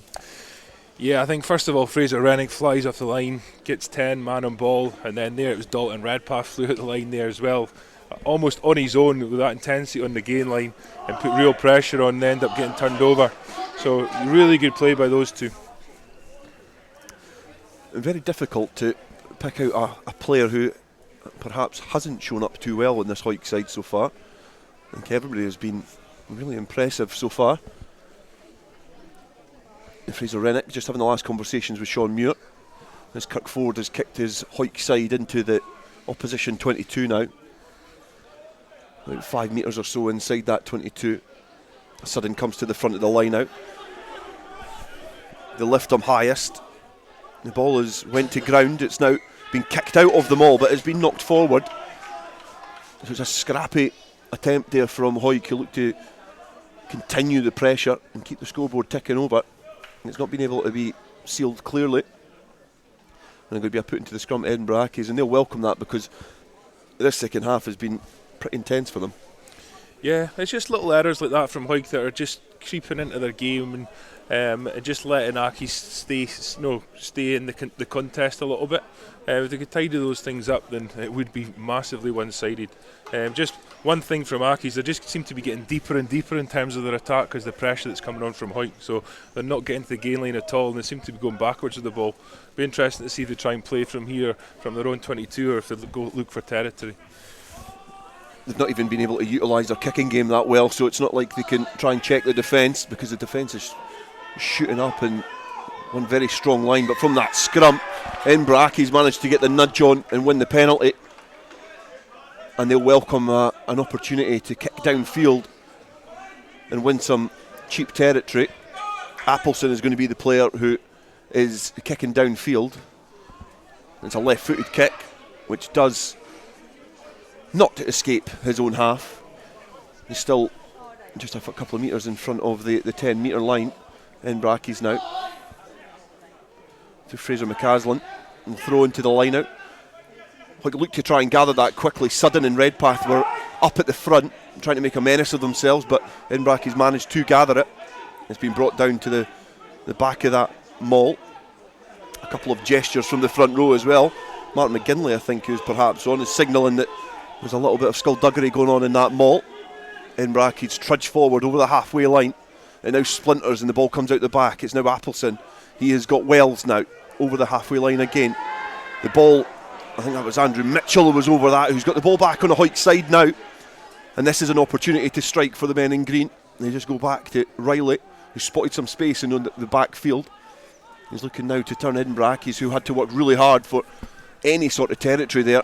They cough up cheap territory, cheap possession, and they're pinned back inside their own half and give the ball back to Hawick. Yeah, Martin McGinley's came on for Accies there in the front row, and he's added his weight and size to the set piece, which is helping Accies at the moment.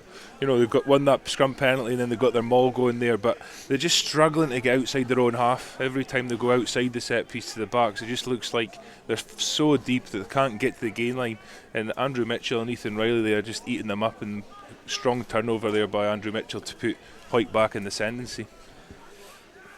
It was 12 points to 13 at Rayburn Place on the 17th of September, earlier on this season. Very tight.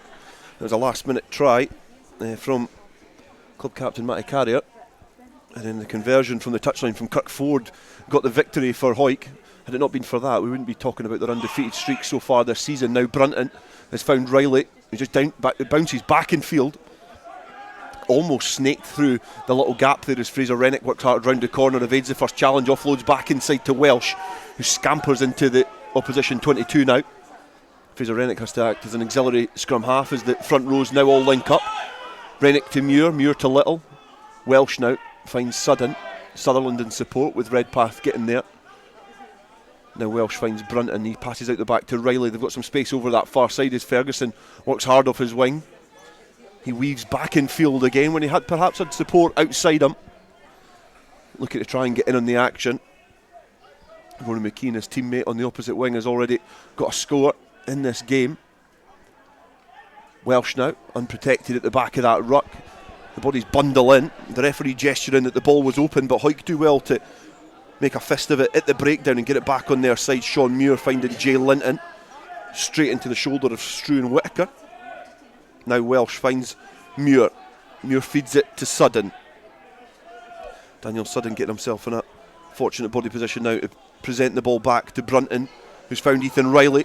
Passes it into the hands of Connor Sutherland, who has met with a lot of Edinburgh Accies attention there. He looked to try and just bounce off the Edinburgh Accies defence, using the ball in his forearms as weaponry. Not able to. The ball's dislodged and Edinburgh Accies kick the ball downfield. It'll be a throw into the line out, however, to Hawick.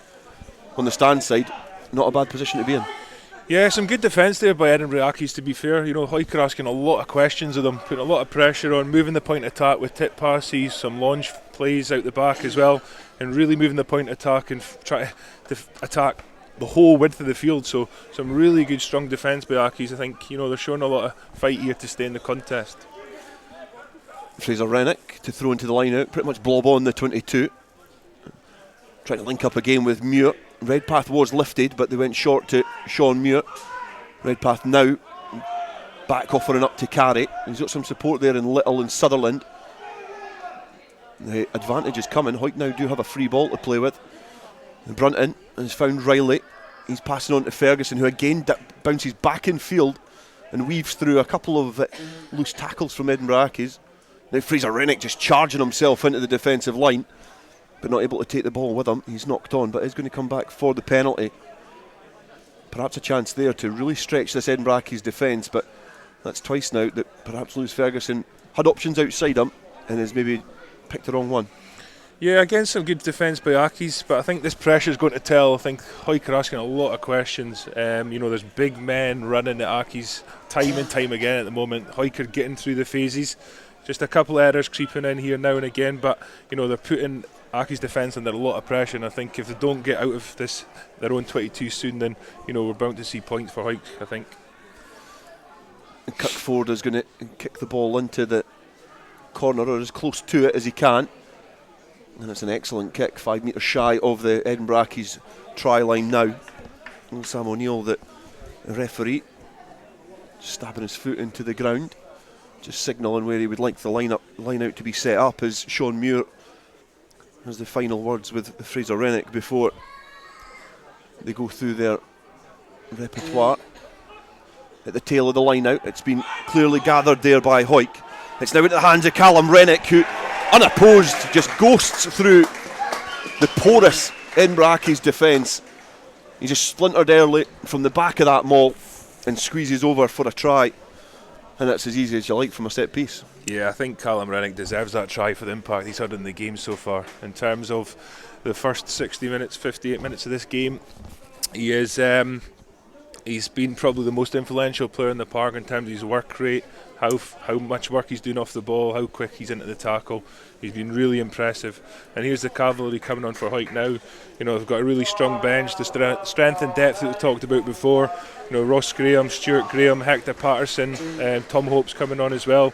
It's like for like that's coming on. It's not any weaker players. So, I think Edinburgh Accies are going to be up against it in this last 20 minutes. Definitely, I think that is the main thing from this Hawick side, that were defeated at Mar last season in the semi-final. The difference between then and now is the strength and depth of their squad. And the likes of bringing players off the bench, likes of Ross Graham, Tom Hope, Stuart Graham, as we mentioned. It doesn't diminish the quality that's out there in the field. Kirkford, the fullback, to add the extra as he does this time. Stretches the lead, 36 points to 0 now. And Kirkford gets his second conversion of the afternoon. And it'll be interesting to see what the impact of these replacements make on this game, because there's been a couple come on there for Hawick. You can see Ross Graham and Tom Hope have lined up to receive this kick-off. It's fallen into the clutches of an Edinburgh Accies player, and it is Jake Mills with his red skull cap making a inroads towards the Hawick 22. Again, some solid defensive work there from Connor Sutherland. Appleson finds Armstrong. Armstrong has got Wallace there. Looks to try and take Andrew Mitchell for a walk, but he's been marshalled well. And now Kyle Brunton embracing his inner Kurt Angle as he's got an ankle lock well clamped on Max Wallace there. Edinburgh has been charged back into the hands of Appleson, looking to try and spread the field, and Edinburgh Accies have conceded about 50 metres. They've got the ball now through Kerr Gosman. He evades the first challenge. The Edinburgh Accies player, Kerr Gosman's lining up. Now at full-back, it was one of his teammates in Kirkford who's going to kick it to Gosman. Bounces on the 10-metre line, now in the hands. Speak too soon. Wasn't in the hands of Kerr Gosman because it just bounced over his shoulder. And he's been tackled by Kirkford there. The wheels started turning well before he had the ball under control. Now McGinley carries forward, has a couple of rolls, and then presents the ball back. Now Appleson passing the ball back, and about 2 minutes ago Edinburgh Accies were attacking in the Hawick 22. They're now kicking the ball back towards the Hawick 22 because they are camped just outside their own one. Kyle Brunton receives the ball in the 22, makes a few yards and returns it downfield to Kerr Gosman, who makes no mistake this time and tries to launch a very ambitious ball to Fraser Lindsay. There was calls for forward pass there. The assistant referees are perhaps not up with play, but the referee Sam O'Neill is taking matters into his own hands and signalled that it's going to be a put into the scrum, and that's poor. That's poor twice from Kerr Gosman, but again, intensity, pressure. Edinburgh Accies just cannot live with it. Yeah, a couple of errors there from Kerr Gosman. The first one, knock on that wasn't given, and then a forward pass. But what's really impressive is young players like Kyle Brunton and Kirkford sticking to the game plan, even though they're 36-0 up. Pushing the pressure back on Accies with their kicking game. They know what their strengths are, and just waiting for that error.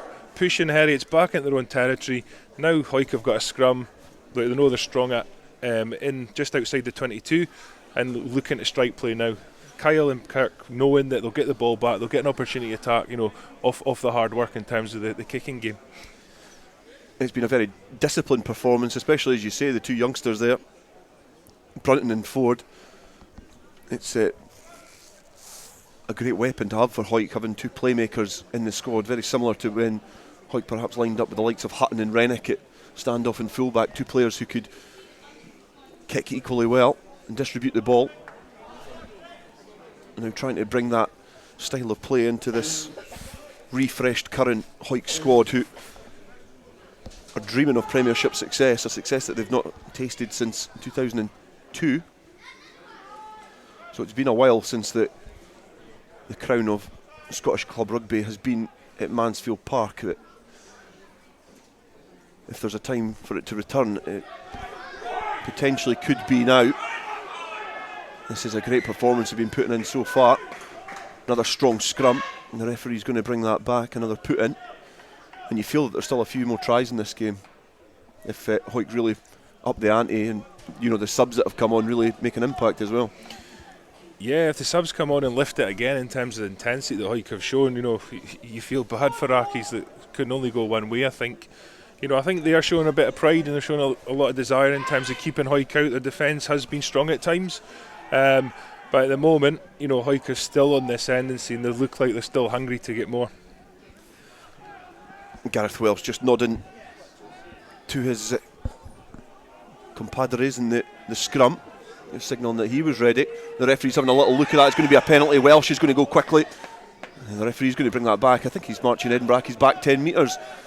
Gareth Welsh will not be able to take this one quickly, but he's looking to try and up the ante. Well, I do wonder what they're going to signal here. Did they kick to the corner again, or get the scrum? I think they're going to give it into the trusted hands of Ford to drop onto his boot, and he'll be again trying to nudge it as close as he can towards that try line. A right-footed kick, being watched closely by the assistant referee, and they'll be hoping to try and get another attacking opportunity from this line out. I think when you're captain Sean Muir, I think that's only got to one place, isn't it? It's going to go to the corner for a driving maul. I think he's hungry for more ball, for more opportunities to score driving mauls or peeling off the back of a line out. Sean Muir captain in the side after making his 200th appearance a couple of games ago against Musselburgh, a game where he also got man of the match. The line out not going to plan there. It's been a knock on. It's launched into the line out there by Ross Graham, but it's not been gathered cleanly as Bailey Donaldson is going to replace, is it Lewis Ferguson perhaps? Stuart Graham is also onto the park. So Bailey Donaldson is slotting in at fullback. We'll see a slight reshuffle. Andrew Mitchell is going to the right wing. Kirk Ford going up to 10, and Kyle Brunton inside centre. So wholesale changes here in the Hawick back division. I don't think Andrew Mitchell was potentially too happy about being shunted onto the wing, but I think it's an area that he might benefit from in the opening stages of this game. 15 minutes left. A free kick to Edinburgh Accies. Perhaps not the decision that they would have liked, but it's a chance for them to clear their lines and kick downfield. But it does give the opportunity. You can see Hector Patterson as well, stripped off on the bench, ready to come on. It does give the opportunity for Matty Douglas to try things now, knowing that the game is pretty much won. Yeah, I think it's a good opportunity to give guys good game time. It shows the strength and depth that they've got, that they can bring that quality of player on. And actually moving Andrew Mitchell to the wing, I can understand that. Maybe gives him a bit of a freer rein to, just work all over the field and get his hands on the ball.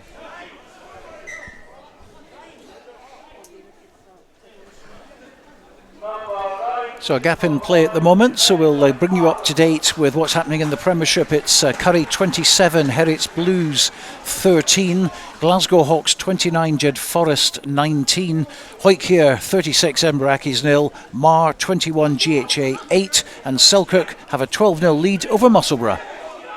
That was a very unorthodox throw into the line out. It didn't look the straightest, but Hector Patterson has managed to weasel his way out of a congested area, and Ross Graham having to act as scrum half. Sean Muir now carrying forward as Hawick look to try and get their tails up. The likes of Hector Patterson coming onto the field will inject some new energy into this side. Brunton now to Mitchell working hard off his wing, who kicks downfield.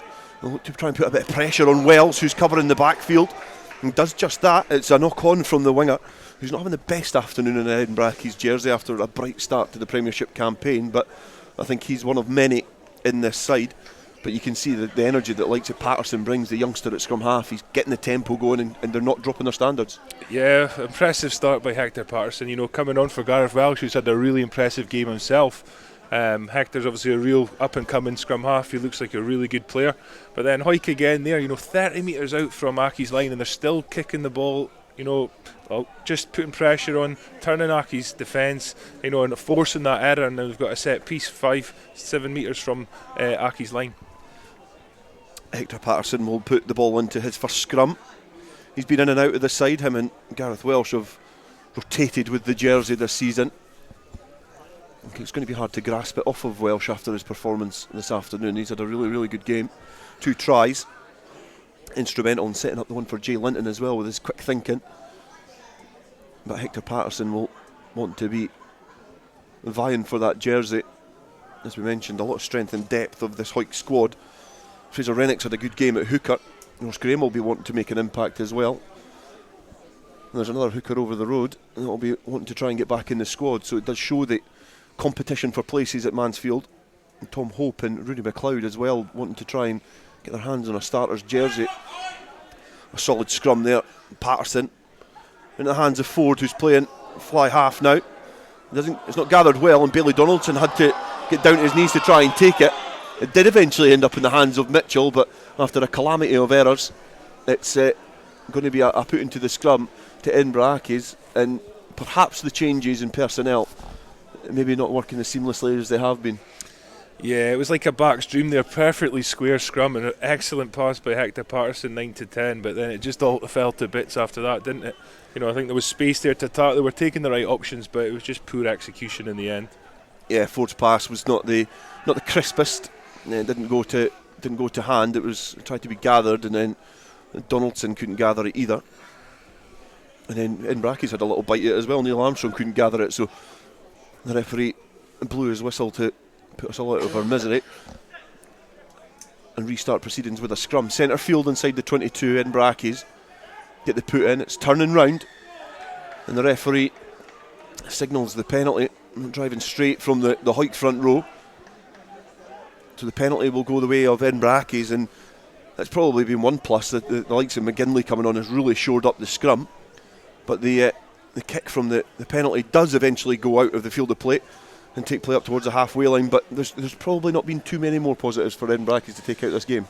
No, they've done well at the scrum, yeah. It's been to and fro, and it's like one decision goes Hawick ways and then it goes to Accies the next scrum. So, it's been a fairly evenly contest at that scrum, two big front rows, strong subs coming on as well, and it is probably a positive that Ian Bertie-Houston can take from the performance.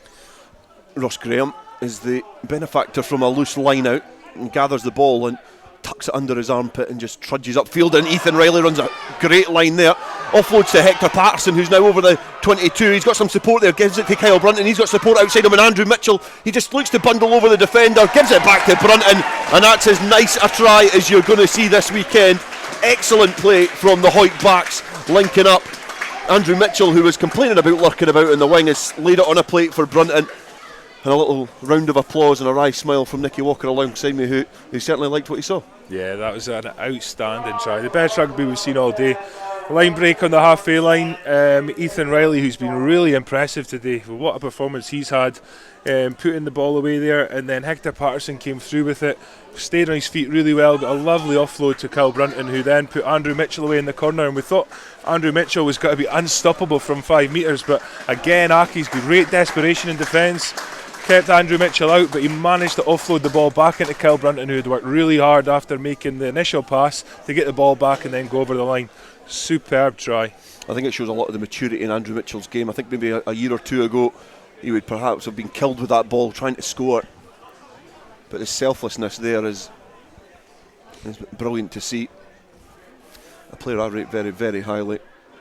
Kirk Ford, another player who gets better with age, almost adds the extras, but not able to add to his tally of 2 conversions so far this afternoon. It's now Hawick 41, Edinburgh Accies 0. We've still got about 9 minutes to play in this game. You do wonder what the final score is going to be if Hawick continue this relentless pressure.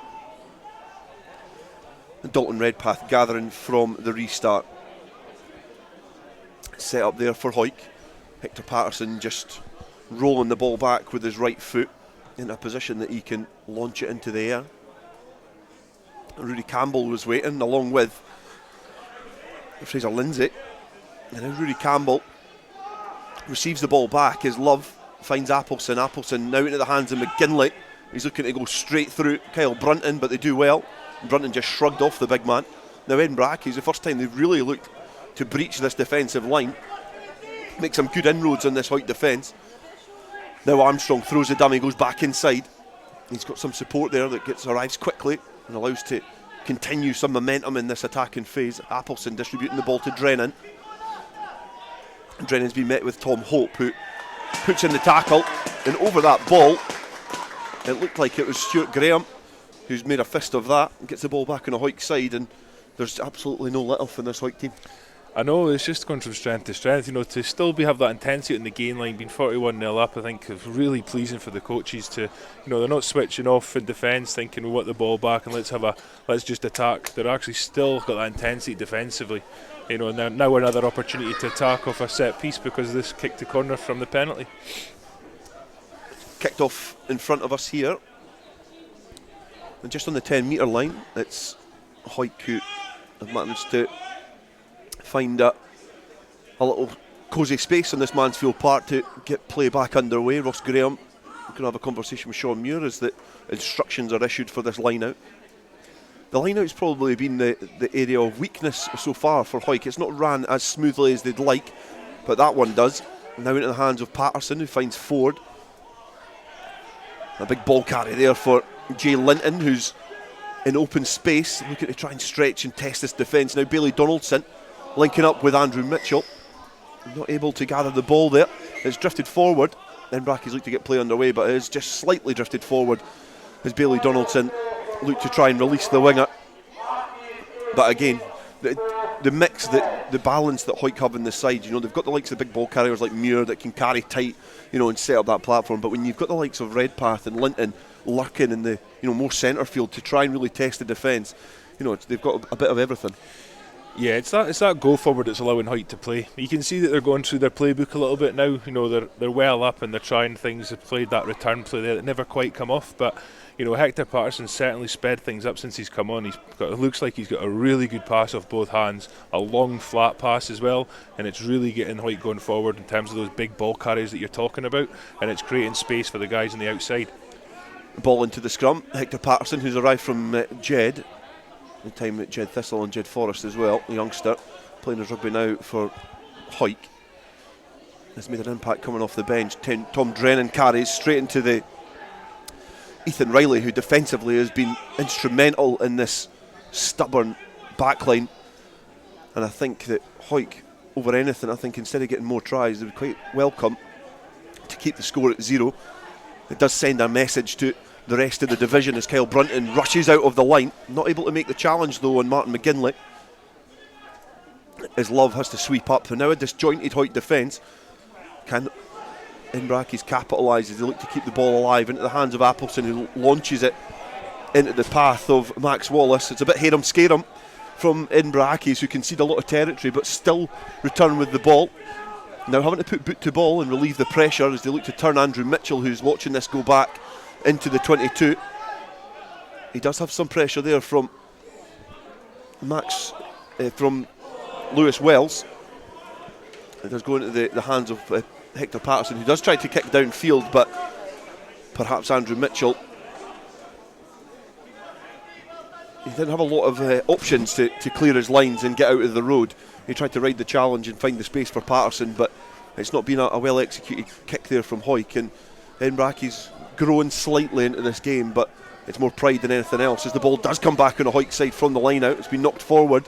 The referee signalling that the play is continuing. Appleson launches a ball to Armstrong, a little hitch kick to Riley, who just ankle bites round the Edinburgh Accies centre and takes him down.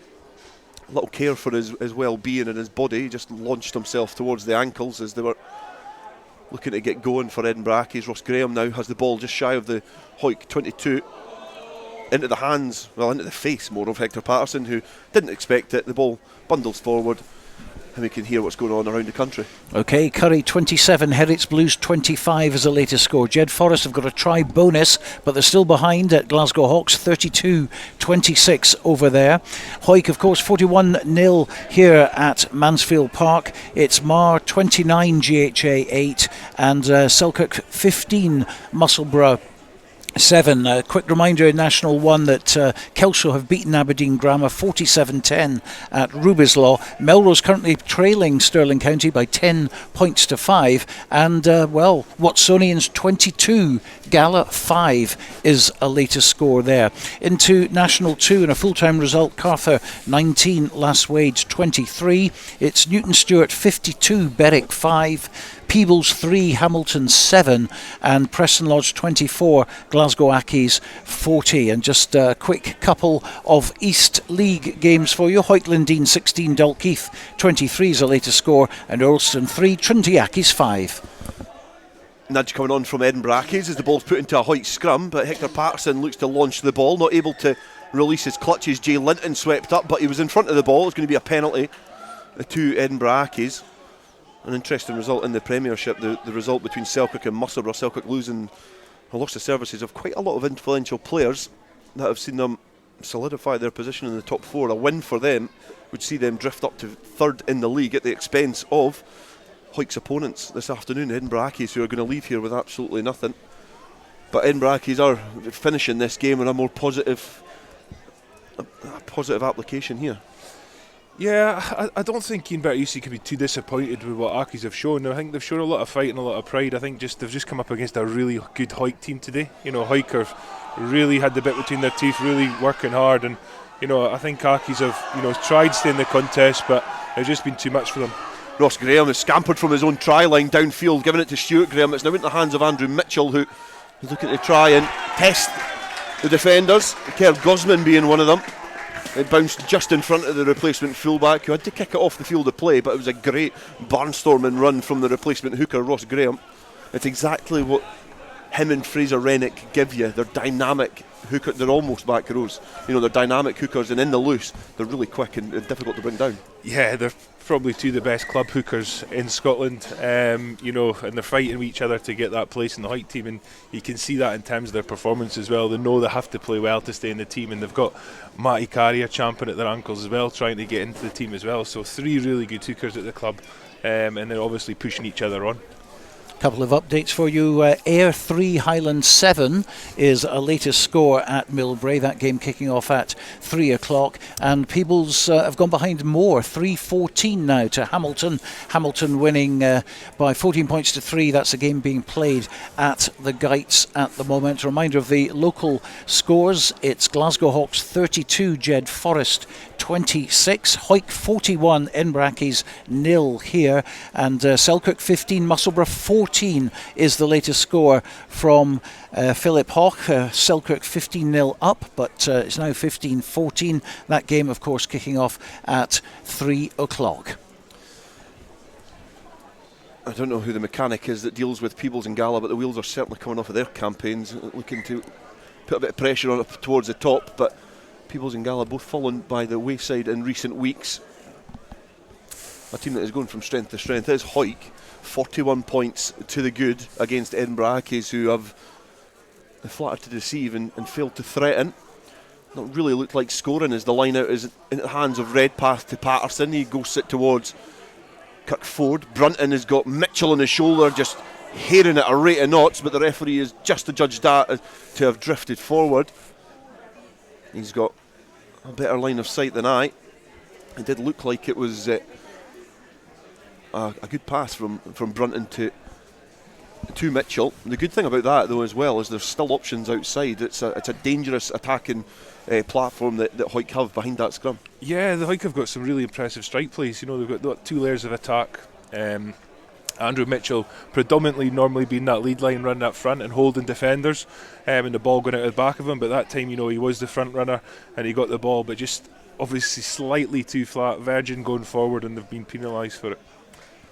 The 2 number 19s side by side at the scrum, and it's going to be the Edinburgh Accies one to put the ball into it. Love, he finds Appleson, he passes the ball to Armstrong, and again Armstrong going very lateral, finding things very hard to come by as he goes up against Mitchell and Riley on that occasion. Love has to scamper across to the breakdown. He was almost caught there by Dalton Redpath. There had been a decision to be made as well if he'd flapped that down. I think he's fortunate that play was able to continue and it wasn't as malicious as perhaps what the referee had adjudged it to be. The penalty kicked quickly downfield, and I think it does, in terms of the game itself, I think the signal that Hawick are putting out with the 0 on the scoreline is a strong message. Yeah, definitely. I think that's what's really impressive about this second half. they've not let off in terms of that intensity and that pressure they've put on Accies, have they? They look desperate to score more points, but also keep that nil on the board. The second most impressive defence after their own is Selkirk's. They've conceded 209 points so far this season. Obviously creeping up a little bit after today's game with Musselburgh, but it doesn't look like Hawick is going to go up any unless they can dislodge this defensive line. Jake Mills had a little bite at it, looked to try and go through, not able to, as Max Love has to sweep up at the breakdown, and he's engulfed with green jerseys yet again as Appleson has to play scrum half. McGinley trundling the ball up now. It is going to be a penalty to Hawick, and good work over the ball again by Ross Graham, and it's exactly what we're saying about him in terms of getting himself in a good position, but he's an athletic hooker. Yeah, he's came on and he's had a really good impact, hasn't he? Guys like him, Dalton Redpath, Daniel Sudden, Fraser Rennick, what an impact they've had on the game, and what a great influence on some of the younger players as well. It's almost like having coaches on the field. If they lead by example, the younger boys are going to follow. And that is going to be the final play of the game. Ross Graham, his turnover resulted in a penalty, and Kyle Brunton just put it on the toe, tapped it quickly and launched it into the stand here at Mansfield Park. So the Bill McLaren Shield remains well and truly in the clutches of Hawick Rugby Football Club for the time being. They've not been defeated at home since September 2019, and that run continues with what has been a very, very impressive outing here at Mansfield Park. 7 tries they've ran in, 2 for Welsh. They got a penalty try. Jay Linton got in on the action as well. Callum Rennick got one. Kyle Brunton got one, as well as Ronan McKean getting a dot as well to take his tally of the season to 7 tries. 2 conversions for Kirk Ford means that at the end of this game here, it is Hawick 41, Edinburgh Accies 0. Thank you very much indeed to Nikki Walker and Dale Clancy. Will be getting some reaction from both sides very, very shortly, but let's bring you some breaking news and latest scores. Jed Forest are in front at Glasgow Hawks. It's now Glasgow Hawks 32, Jed Forest 33.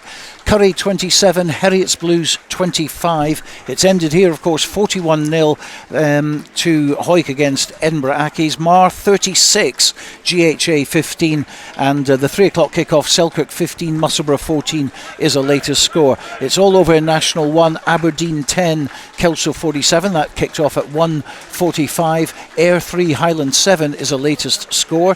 GHK 0, Stewmel 3, Melrose 12, Stirling County 10, and Watsonians 22, Gala 5. They're all latest scores. International 2, full-time results, Cartha Queen's Park 19, Lasswade 23.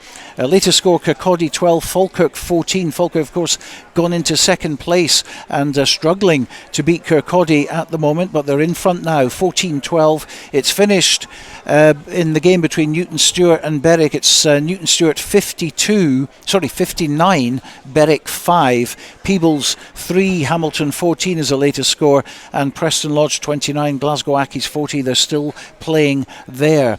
Hawick Lindeen 16, Dalkeith 23 is latest score, and Earlston 10, Trinity Accies 13. First time the two clubs have met in East League 3, and that's a final score, victory for Trinity Accies over Earlston. And Hawick Lindeen is now a full-time scoreline, Hawick Lindeen 16, Dalkeith 23. And I think I read somewhere very, very recently that Hawick Quins have beaten Edinburgh University Medics. Full-time result 52-10, a complete turnaround to the bowl competition from, of course, last week. So some interesting results coming in at the moment. We're still waiting on the Premiership results to be confirmed, but Jed Forest, let's mention that again, because they've come from 32-19 behind to lead 33-32. So they've definitely got their try bonus in that one, but they'll be looking to get a lot more than that. So we'll keep you up to date on scorelines as they come in. Hawick 41, Edinburgh Accies 0, that's confirmation. Ayr 3, Highland 7 is a latest score. It's full time at Fullerton. Mar 36, GHA 15 is now a full time result, and Curry 37, Heriots 25, that's a latest score down there at Millenny Park. Watsonians 24, Gala 10. Gala getting a try back there. And what else do we have coming through here? Ayr 3, Highland 14 now. So a couple of tries for Highland going in front. And the latest score from the Green Yards, Melrose 19, Stirling County 13. And don't forget, we'll be having second half commentary of the Melrose game against Stirling County very, very soon indeed. But after the break, hopefully we'll be able to talk to one of the Hawick players. When the weather's dreich and a storm's a brewing, you need a strong, windproof, quality umbrella delivered with good old-fashioned customer service and at an affordable price. Up here in Umbrella Heaven, we say you tackle the ball, we'll tackle the weather. UmbrellaHeaven.com for when the heavens open. Based in Galashiels but covering the whole region and beyond, Borders Mortgage Hub is your one-stop shop for all things mortgage related in the Borders. Visit us at bordersmortgagehub.com or call us on 01896 807 008. That's 01896 807 008. Borders Mortgage Hub. Mortgages for the Borders in the Borders. Hello, this is George Ingalls here, and I'm thrilled that my songs are now available on 2 albums, Anthology and Lockdown Blues. Late in the evening, she's wondering what clothes to wear. Both available on iTunes to download and stream. I am the train, been gone since 69. George Ingalls Anthology and Lockdown Blues. Check them out now on iTunes and other digital sites. To commemorate the 7th anniversary of the opening of the Borders Railway, an 8 DVD box set is now available featuring the complete series Borders Railway from start to finish, plus the full hour-and-a-half documentary 5 Years On, which examines the possibility of an extension to Carlisle, plus extra features including a cab journey along the entire Borders Railway, all for the special price of just £14.99, including post and packing. You can get your copy direct from hotdisc.co.uk/shop. That's hotdisc.co.uk/shop. The 8 DVD box set, the complete Borders Railway, is available now. Hi, Nikki Walker here, Curriculum Learning Manager for Sports and Outdoor Activities at Borders College. Have you ever considered turning your passion for sport into a rewarding career? If so, then why not get in touch at borderscollege.ac.uk/sport. Borders College, regionally focused, globally engaged. This is Borders Rugby Special on Borders Rugby Radio. Yes, welcome back. Mansfield Park, a very happy place at the moment. Hawick retain the Bill McLaren Shield, and more importantly, they get 5 points, 41 points to nil. They've nilled Accies here, and one of the Hawick team, Jay Linton, in fact, is going to be talking to Dale Clancy. Yeah, firstly, Jay, well done on what has been a great performance here this afternoon. But, you know, it was kind of set up from that after 6 minutes when Gareth Welsh went in. You came out the dressing room with a lot of intensity, and you never let it slip. We knew it was going to be a big performance for us, but I think we quite thought the scoreline was going to be quite like that. So, just for us, proud of the boys. Especially because Edinburgh Accies, you know, sitting in third, and the previous game as well was really, really tight. You know, I don't think anybody would have been able to see that it was going to be such a big margin of victory. But even in the second half, you came out quickly again, and the intensity never dropped. It was a good game. Usually we slip off a bit in the second half, but we proved we can put in an 80-minute performance there. So. And does that help as well with the likes of, me and Nikki were discussing about the squad depth that you've got, the likes of bringing Ross Graham and Stuart Graham off the bench, Tom Hope as well, and there's a couple of boys over in the force as well. You know, you've got such good squad depth. That's something that teams are finding really hard to live with you at the moment. Aye, definitely. We proved that game there that our bench can make an impact, so it's good. And a difficult game next week against Heriots on the road as well. It's against Edinburgh Accies up there. It was tight in the capital city. It's going to be a difficult game next week again against Heriots. Aye, definitely. Heriots look a lot better team now than they were at the start of the season when we played them. So another good week of training. We'll be ready to go on Saturday. I'll let you go just now, Jay, but well done again, and a great performance from you. The final thing as well, do you think you'll get an easier try than what you got for the third try this afternoon from Welsh? I shouldn't. I'm sure you'll be expecting a pint for that. So Definitely, yeah. I think you're due on one. But well done on personally another great performance from yourself. But for the squad as a whole, it's been an excellent afternoon for Hawick Rugby fans, and you consolidate your position at the top of the league. So well done. Perfect. Thanks very much. Cheers. Well, we've got Rory Campbell from Edinburgh Accies, I think, coming up very, very shortly. Thanks to Jay Linton there. He's off for the well-earned hot shower. So Rory Campbell's coming up. Whilst he's doing that, we'll quickly tell you that Curry 37, Heriots Blues 32 is a full-time result. We're still waiting on Jed Forest. We want to blow the whistle on that one. They're currently ahead 33 points to 32. It's ended here, of course, Hawick 41, Edinburgh Accies 0, Mar 36, GHA 15 is a latest score, and latest score at Philip Hoss, Selkirk 15, Musselburgh 14. Right, Rory Campbell is at the back of the stand. Good to see him, and he's with Dale Clancy. Yeah, Rudy, firstly commiserations. It was a difficult afternoon for you here at Mansfield Park, and it was a different game to the one that you played up at Rayburn Place. It was a completely different context of the scoreline. Yeah, do you know what? I think we wouldn't have expected anything different here coming down to Mansfield Park. It's a tough place to go. And do you know what? I just don't think we got off the bus today. I don't want to try and make excuses. We didn't turn up individually, and we're nowhere better than that. And by God, we're going to show that next week.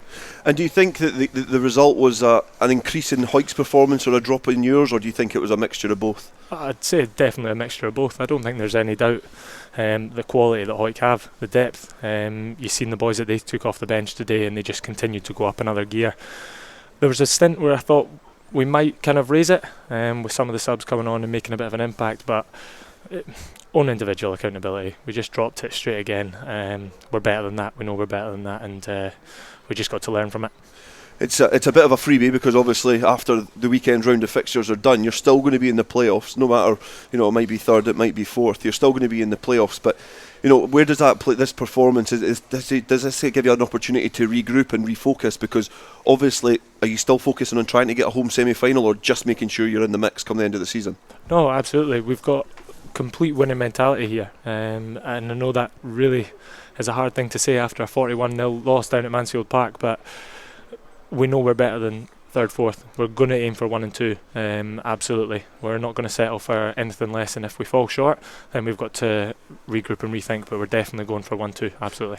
And then a huge game next weekend, which is going to have a huge say in terms of where you're going to finish if you do make the playoffs. Selkirk at home. Yeah, another border team. We've got 2 more border teams before Christmas break, so it's not easing up for us at all in this league. We wouldn't expect anything different, but by God, we're going to make sure we stick in at training this week, take our learnings on board, and we've got another mighty big game this weekend. Well, you've had a successful season so far. It's a little blip on the radar, so I wish you luck for the rest of the season, but commiserations for you. Thank you very much. For the result this afternoon, Rooney, and I'm sure come the end of the season you'll be in the mix come the playoffs. Absolutely. Thank you. Cheers. Okay, that's Rory Campbell and Dale Clancy there. We've got some results now. We can confirm Glasgow Hawks 32, Jed Forest 33 is a result.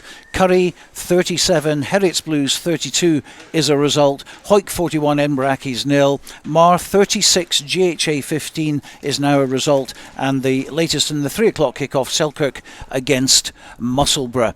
That's 15-14 at the moment at Philip Hawk. National 1 then, result it's Aberdeen 10, Kelso 47. Half time between Ayr and Highland, it's Ayr 3, Highland 14. Bit of a surprise there. Half time at the Greenyards, Melrose 19, Stirling County 13. We'll be joining Robin Purdie, of course, very, very shortly, along with Aly Houston, who's summarising for the second half commentary. They're still in the changing rooms at the moment. As soon as we know, we will go down to the Greenyards. Watsonians 27, Gala 10 is a latest score. That game kicked off at 3 o'clock. International 2, Cartha Queen's Park 19, Lasswade 23. Kirkcaldy 12, Falkirk 14 is a half-time scoreline. Berwick 59, Newton Stewart 59, Berwick 5 is a final score.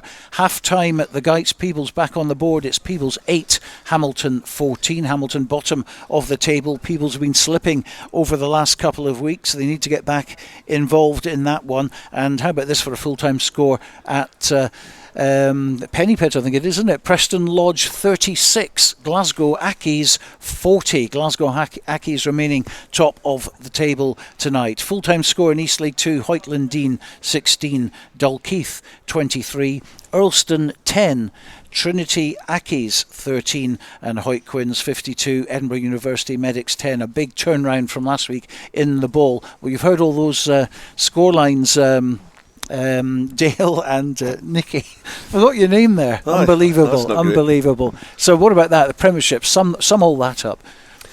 I think firstly this game, I could probably Nikki allude on it a little bit more. This is a huge statement from Hoyk in terms of where they want to be. They want to be at the top of the pile. They want to be sitting in first position. And we were just talking off air about the importance of, where they sit when the season's done up. If they've got first position, they've got pretty much all the cards. And from a Hoyt point of view, Nikki, you were saying about how clinical the performance was. There wasn't a lot of negatives in it. No, it was almost a complete performance there by Hoyt, wasn't it? I think Rory touched on it in terms of, I think Accies were potentially slightly off their game, but Hoyt certainly had the bit between their teeth after the performance last week that I know they weren't happy about against Musselburgh away. And I think they came out today and shown that they've got the credentials to go all the way. And I think the importance of them finishing top of the league, or expect at least second, and getting that home playoff semi-final, that's going to be massive for them, isn't it? I do question that. I do know that it's a bit fighting talk, but I do question the realism about Edinburgh Accies finishing in the top two. I don't think it is possible, and I think it all focuses on that game at Selkirk. And if they do manage to get the win against Musselburgh, that's something which is would be a huge statement for them as well going forward. But I would never be good at the generation game, so all those results that you just fired at me, I can't remember them. So, well, the latest, unfortunately, Selkirk were 15-0 up. They're now 21-15 down at half-time, so that's a game of two quarters there in that case. And also Stuart's Melville, bottom of the table, are winning 8-0 at GHK at the moment. So it's all interesting stuff. And of course, at the Green Yards, the last we heard, it was 19-13 at half-time, and that's exactly where we're going to be going now for the next 40 minutes or so. Robin Purdie and also Aly Houston are down there for the second half commentary of Melrose against Stirling County. Thank you, Stuart. That's right. The second half has just kicked off here, and I'm joined by Aly Houston. It's 19-13 to Melrose as it stands, but Melrose appear to be in here with an early strike first half. Second half, rather, they are in, and it is Mitch Richardson who's running the first try this second half for Melrose. That's his second of the afternoon. That brings up the bonus point, and that was a fine piece of running, Aly. It's great running. Absolutely. I'm really enjoying having Mitch Richardson at the club for the time being. I think his standard has been tremendous. He played for Canada A, I believe, at some point, and his strike running has been great. It was great last week against Gala, and he's proved again just now. The first try that he got this afternoon, and this was the second one again. Yeah, he really does look a player. It's a shame for Melrose that he is departing these shores. Maybe I think it's in another week or two, but like I say, that is his second of the afternoon. Other tries for Melrose have been scored by Bruce Colvin and James Brown, and of course 2 for Mitch Richardson. There has been a couple of conversions thrown in there as well by Stuart Hutchison, and he's lining up his fourth of the afternoon. Incidentally, Melrose lost their captain David Colvin very early in the piece. He limped off with what looked like a fairly serious injury unfortunately for him, so Stuart Hutchison just about to begin his run up. He's maybe 15 metres in from touch on the far side as we look at it here at the Green Yards. He's pulled that round, the flags go up, and that was a great kick. Yeah, it was a great kick and an important one as well, because Melrose are really looking to stretch away from Stirling County now.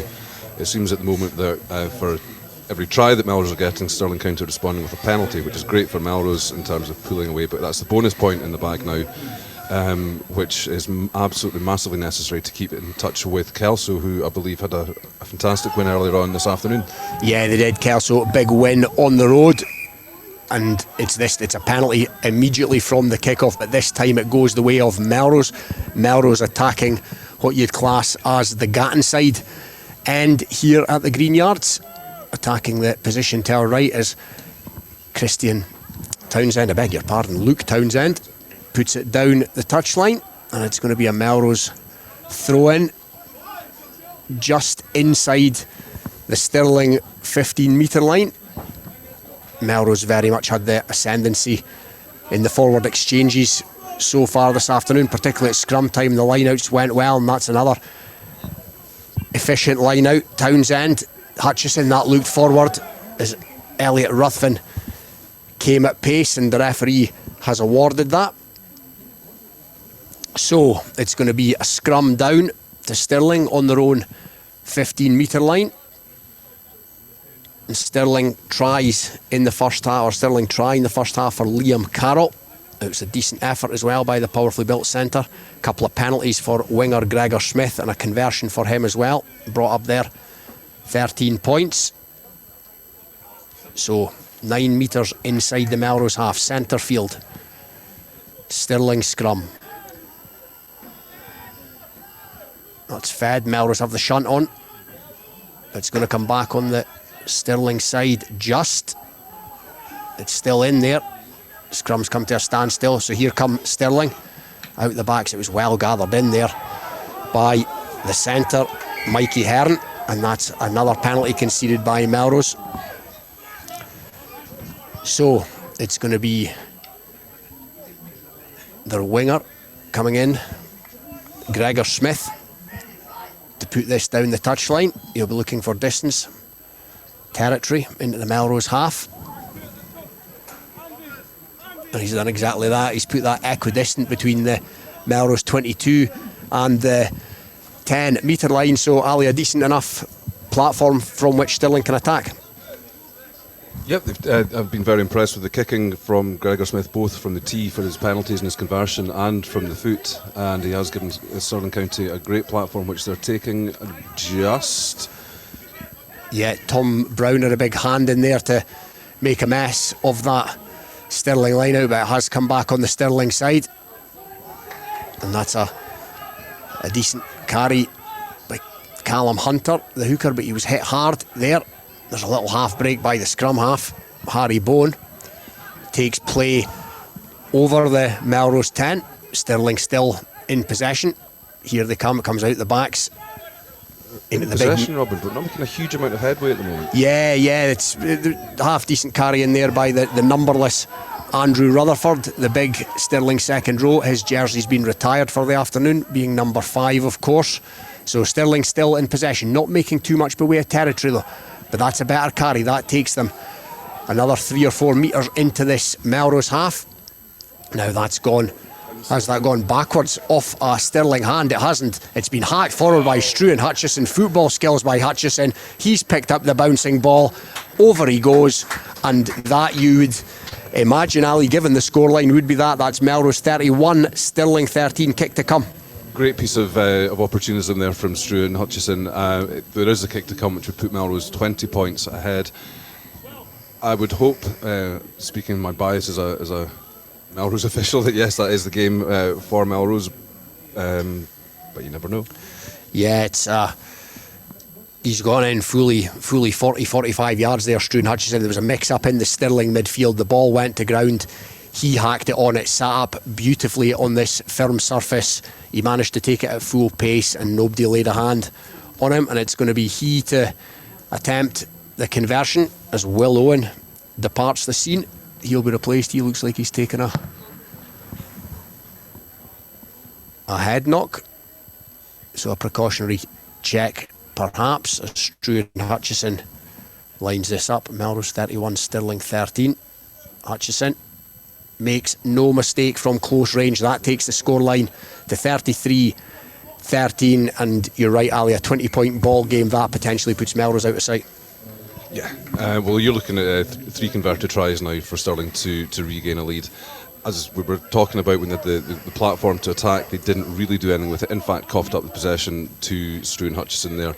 So Stirling really need to up their game, both in the front forwards and in the backs now, if they're going to try and make any headway into this lead that Melrose has built. Yeah, they've battled manfully, but I don't think they've shown enough to suggest that there's 3 converted tries without reply coming. But the kick-off's been fumbled by Tom Brown. That's about the first error of his in the last couple of weeks. He's played well this afternoon as he did last week in the convincing win against Gala, Tom Brown, but Stirling now back where they were, which is almost 10, 11 metres inside the Melrose half, not making a massive amount of territory here. That's been wrapped up, but it's gone to ground, so it comes back on the Stirling side. Bradley with his distribution. JC Bruff, the second row, he takes it to ground, and it's going to come back again. Bone to Bradley. Bradley feeds that to the replacement Callum Richardson, but again it's been coughed up in the midfield, and here comes Mitch Richardson. Hutchison, James Brown over on that far wing. James Brown scored a beautiful try in the first half where he beat almost half the Stirling team. Now here come Melrose again towards this stand side. They're up and over the Stirling 22. Winning the collisions now, it's Townsend. Townsend to Hutchison. Hutchison with a wide floating pass to Robin Sharp. Robin Sharp's been well tackled there, however. Melrose again just inside the Stirling 22. Ferry now trucks it up. He's met hard by JC Bruff. Here come Melrose again. Colvin. That's the carry by one of the Melrose forwards, but he's been driven back and back over the 22. There's been a knock on there, so the chance goes begging, Ali. Yeah, it was the breakdown there on the left by James Brown. He's a deceptively strong player. Yeah, he's proved that with the try that he scored in the first half. He looks small, he looks slight, but good lord, can he go when he's got the ball in hand and beat players not just by going around them but going through them as well. But the attack did break down here when it came back out to the right there with the Robin Sharp there. So we've coughed up possession to the scrum, but still Melrose are on the 22. It's a Stirling put in. Let's see where we go from here. Yeah, Stirling to feed this scrum, as Ali says, just on the Melrose 22, right in the centre of the field. As Ali said before, they've kicked well from hand, Stirling, this afternoon, so we shall see if they decide to put it down the park here, but they do need scores if they're going to get something from this game, even a losing bonus points. So will they potentially decide to go? That's a powerful scrum by Melrose. It's been solid. It's better than solid all afternoon. It's been dominant.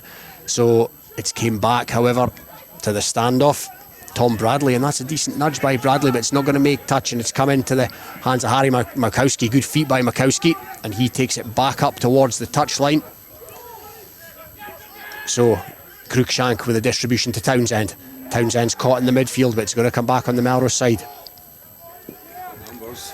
They have indeed got numbers over Melrose. Here they come. It's James Brown again on that far side. He cuts in field, James Brown.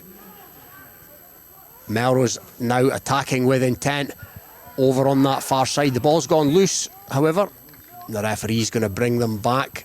Knock on by Melrose. Yeah, knock on by Melrose, but it's all Melrose now, Ali, and it's an uphill struggle from here for Stirling. Yes, the Melrose scrum is now completely dominant, and similarly to how the Melrose scrum was last week against Gala. Now I'm aware that Gala's front row last week was probably more of a second 15 one, and explained why Melrose are winning quite so much, but they've just taken it on, notched it up another level, and this is, I believe, Stirling County's first 15 front rows. So yeah, I think all credit to Melrose forwards and the dominance that they're now showing in the scrum. And it really just leaves it up to backs to finish off their hard work. Yeah, plenty hard work by the Melrose forwards, you're absolutely right. Much to the delight of these explosive back players, Struan Hutchison, Mitch Richardson in particular.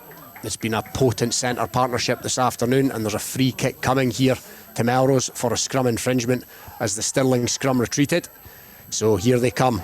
Jack Doby is on, he carries hard. Tom Brown rumbles up towards the shadow of the Stirling post. Here come Melrose again. Townsend to James Brown. James Brown powers his way through the tackle. James Brown's over for his second. And his fancy footwork there took him right down the middle, and again after work from Tom Brown. I mean, Tom Brown's been fantastic. Last week he was just rampaging throughout the Gala defence, and he's carried on. And he's a much improved player. He had a year at Selkirk last year after turning out for the Southern Knights a couple of times, and he's been on tremendous form for Melrose. Yeah, I was just about to say that actually. I think he looks like a different player in recent weeks. He had, to my mind, his best game in a Melrose jersey last week against Gala, he was dominant, and it looks potentially yet the tape is coming off his wrists as he comes towards the touchline. It's a well-deserved leave of absence this afternoon for Tom Brown. The job is done here as Struan Hutchison converts the try. That takes Melrose out to 40 points to 13. 27-point lead. As it stands, a 20. So my primary school maths tells me that's a 27-point lead. 27-point lead, yeah, and that's going to be difficult to make up. I think possibly the score might be, yeah, the score is 40 points to 13. I thought maybe it was 41, but I stand corrected on that. So Stirling again to kick off. Melrose with a bonus point win in the bag now, you'd have to imagine, as they hunt down Kelso at the top of the table. Ayr also in the mix, of course. Gala trying to cling on, but I don't think the result's going their way this afternoon as the kick-off eventually makes its way into the hands of Elliot Ruthven. He sets it up for Colvin. Ben McLean now playing 8 today, equally adept at hooker Ben McLean, where he played last week with some aplomb. Townsend now, Hutchison, Melrose backs. Oh, and that's a big hit, however, in the midfield, just as Melrose backs were looking to unleash, but Melrose have maintained possession. Ferry is in retreat with a couple of Stirling bodies all over him. Back into the 22 now, after it looked promising for Melrose, but they've got numbers on that far side, and they're going to look to exploit the gap. And Hutchison with the break. Hutchison's found another Melrose player. They're queuing up here. Oh, but Boot was put to ball. I'm not sure that was the right tactic, but here they've managed to they've maintained possession, and it's Colvin, the scrum half. Colvin bounces a man off the barrel-chested Colvin. Melrose now have gone coast to coast from deep inside their own 22. They're now up into the Stirling 22. The ball's going to come back. The forwards decide enough is enough. They're going to go route one.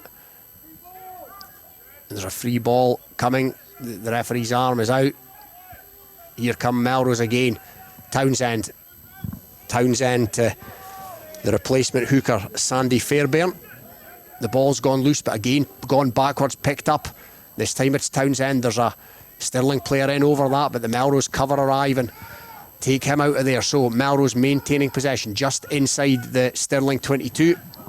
That's a decent carry by one of the Melrose substitutes. And here comes another, Jack Dobie. He makes another 2 or 3 metres. Cruikshank's at the back of this. Cruikshank, the Burley prop, but it comes out to Ben McLean. Again, however, decent enough defending from Stirling. McLean takes it to ground. Colvin's at the base, waiting for this.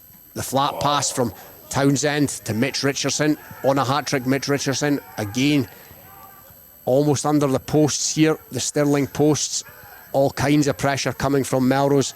Stirling doing their level best to stem the flow here as Melrose inch towards the line. Cruikshank's over. No, he's held up just short, and the referee deems that has been held up over the line, I think. Yeah, and it's going to be a dropout, and the chance goes a begging, Ali, but some good play in there by Melrose. Yeah, it's now it was forward play, sort of grinding on, and they're really stretching Stirling County wide. I'm slightly surprised that the referee didn't bring it back for the penalty advantage. However, I suppose you could say we got over the line. That should be advantage enough. Yeah. Just going back to the issue about the scoreboard, it better be right because it's me that's doing it. Yes, you're absolutely right. It was my ropey arithmetic that thought it was a point out, but Stirling have gone short with that dropout, but it's fallen straight into the hands of Mitch Richardson, who puts Melrose back in a position deep inside the 22. That was an interesting tactic from Stirling, and it's one that's not paid off. Not in the slightest, no. No. And it's Colvin at the base of this, as he's been so often this afternoon. Cruikshanks feeds it out to one of his fellow forwards. Colvin screaming for players to come round the corner. He decides to duck and go himself. He evades the first challenge, takes it ever closer to this Stirling line that's been breached now on a number of occasions this afternoon. It was Ruthven with yet another carry. Colvin's here again. Colvin's to Cruikshanks, but Cruikshanks has dropped it.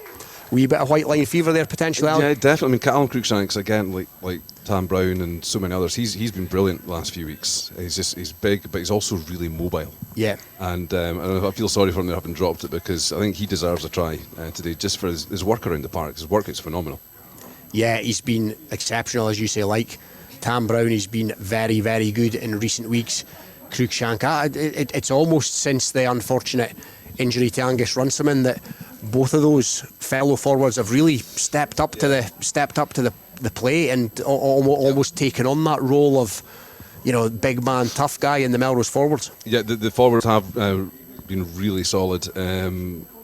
I was chatting earlier on to Michael Crawford, father of Donald and Douglas, who are away in Dubai today, playing, I think, for the Power Bombs at the Sevens, and how I felt when I saw this.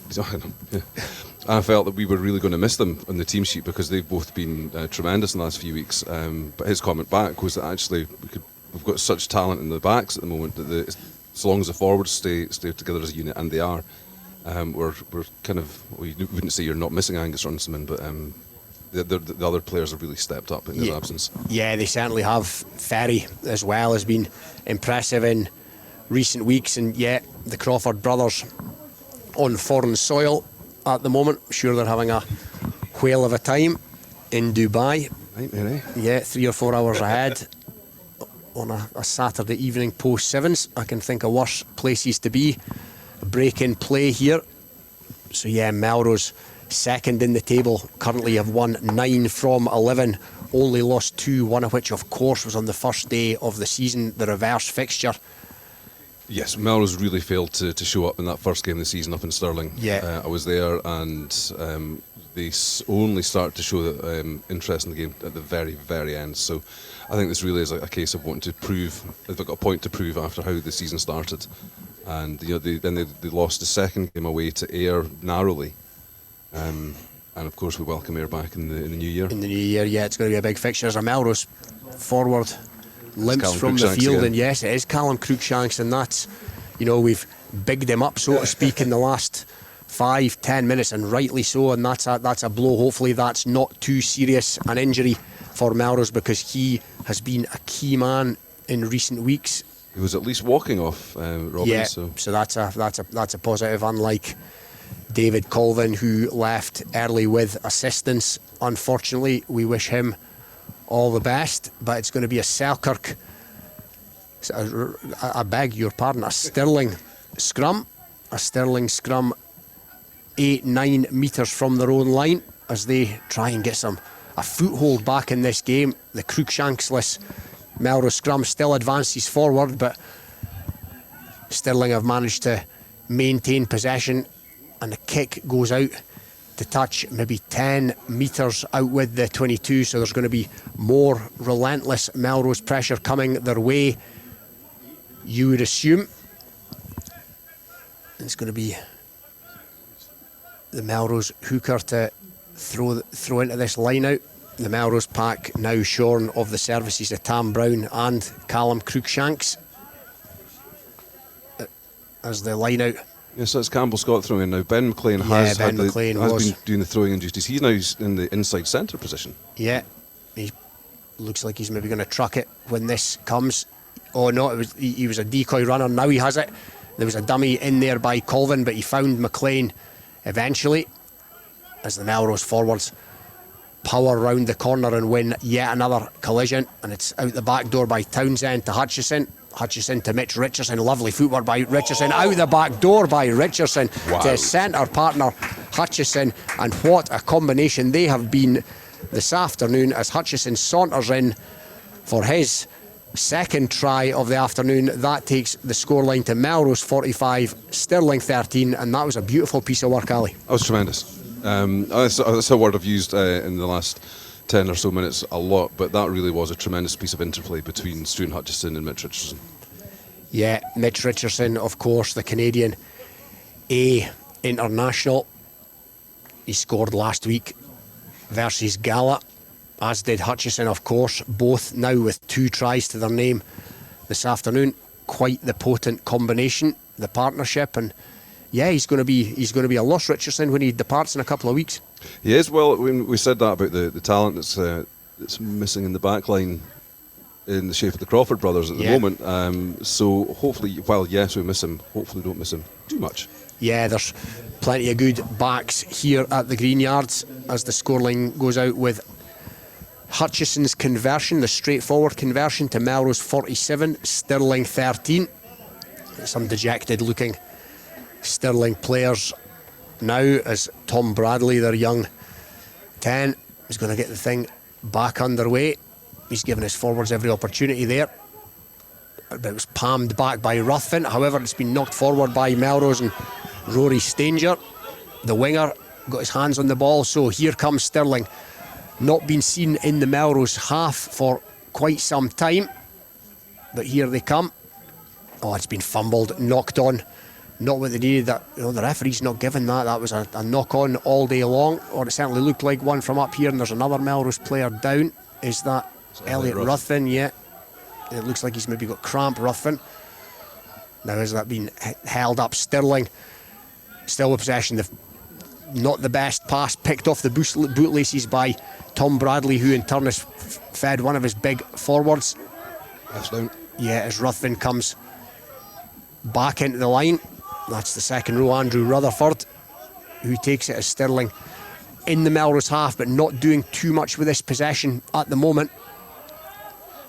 And again, Melrose quite comfortable in defence. This black and yellow wall, as it is at the moment, has coaxed Bradley to put boot to ball, and that's going to trundle into touch just outside the Melrose 22, the grubber. And there's some weary looking bodies on there's bodies on the ground, Stirling, Robin, yeah, the Stirling side now in particular have done an awful lot of defending in the last 10-15 minutes. An awful lot. I tell you what sort of noticed is that neither side's covered themselves in glory with the restarts, taking the restarts. The Melrose have fumbled the last 2 or 3. Stirling County, after they'd scored, similarly fumbled theirs. So I don't know when it's a strange area that both sides need to work on is taking a restart. Yeah, I don't know if it's obviously the lights are on. Well, that's true. It might be something to do with it, as there's another. It's also cold out there. Break. It is cold out. It is cold out here. We obviously are in the fairly salubrious surroundings of the famous old Melrose press boxes.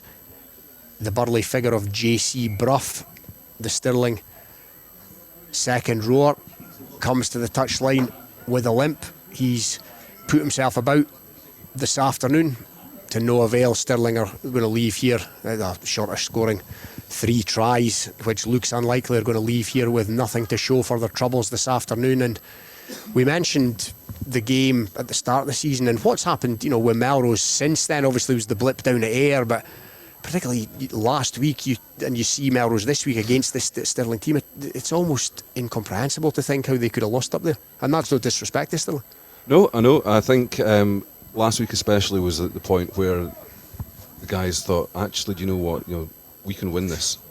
If we can kick on and play every game as we played the last eight as it was then I think Melrose really are looking strong now to gain promotion. And it's I'm not sure about how Ayr are doing today, but the match against Kelso is going to be absolutely crucial over at Poydner Park.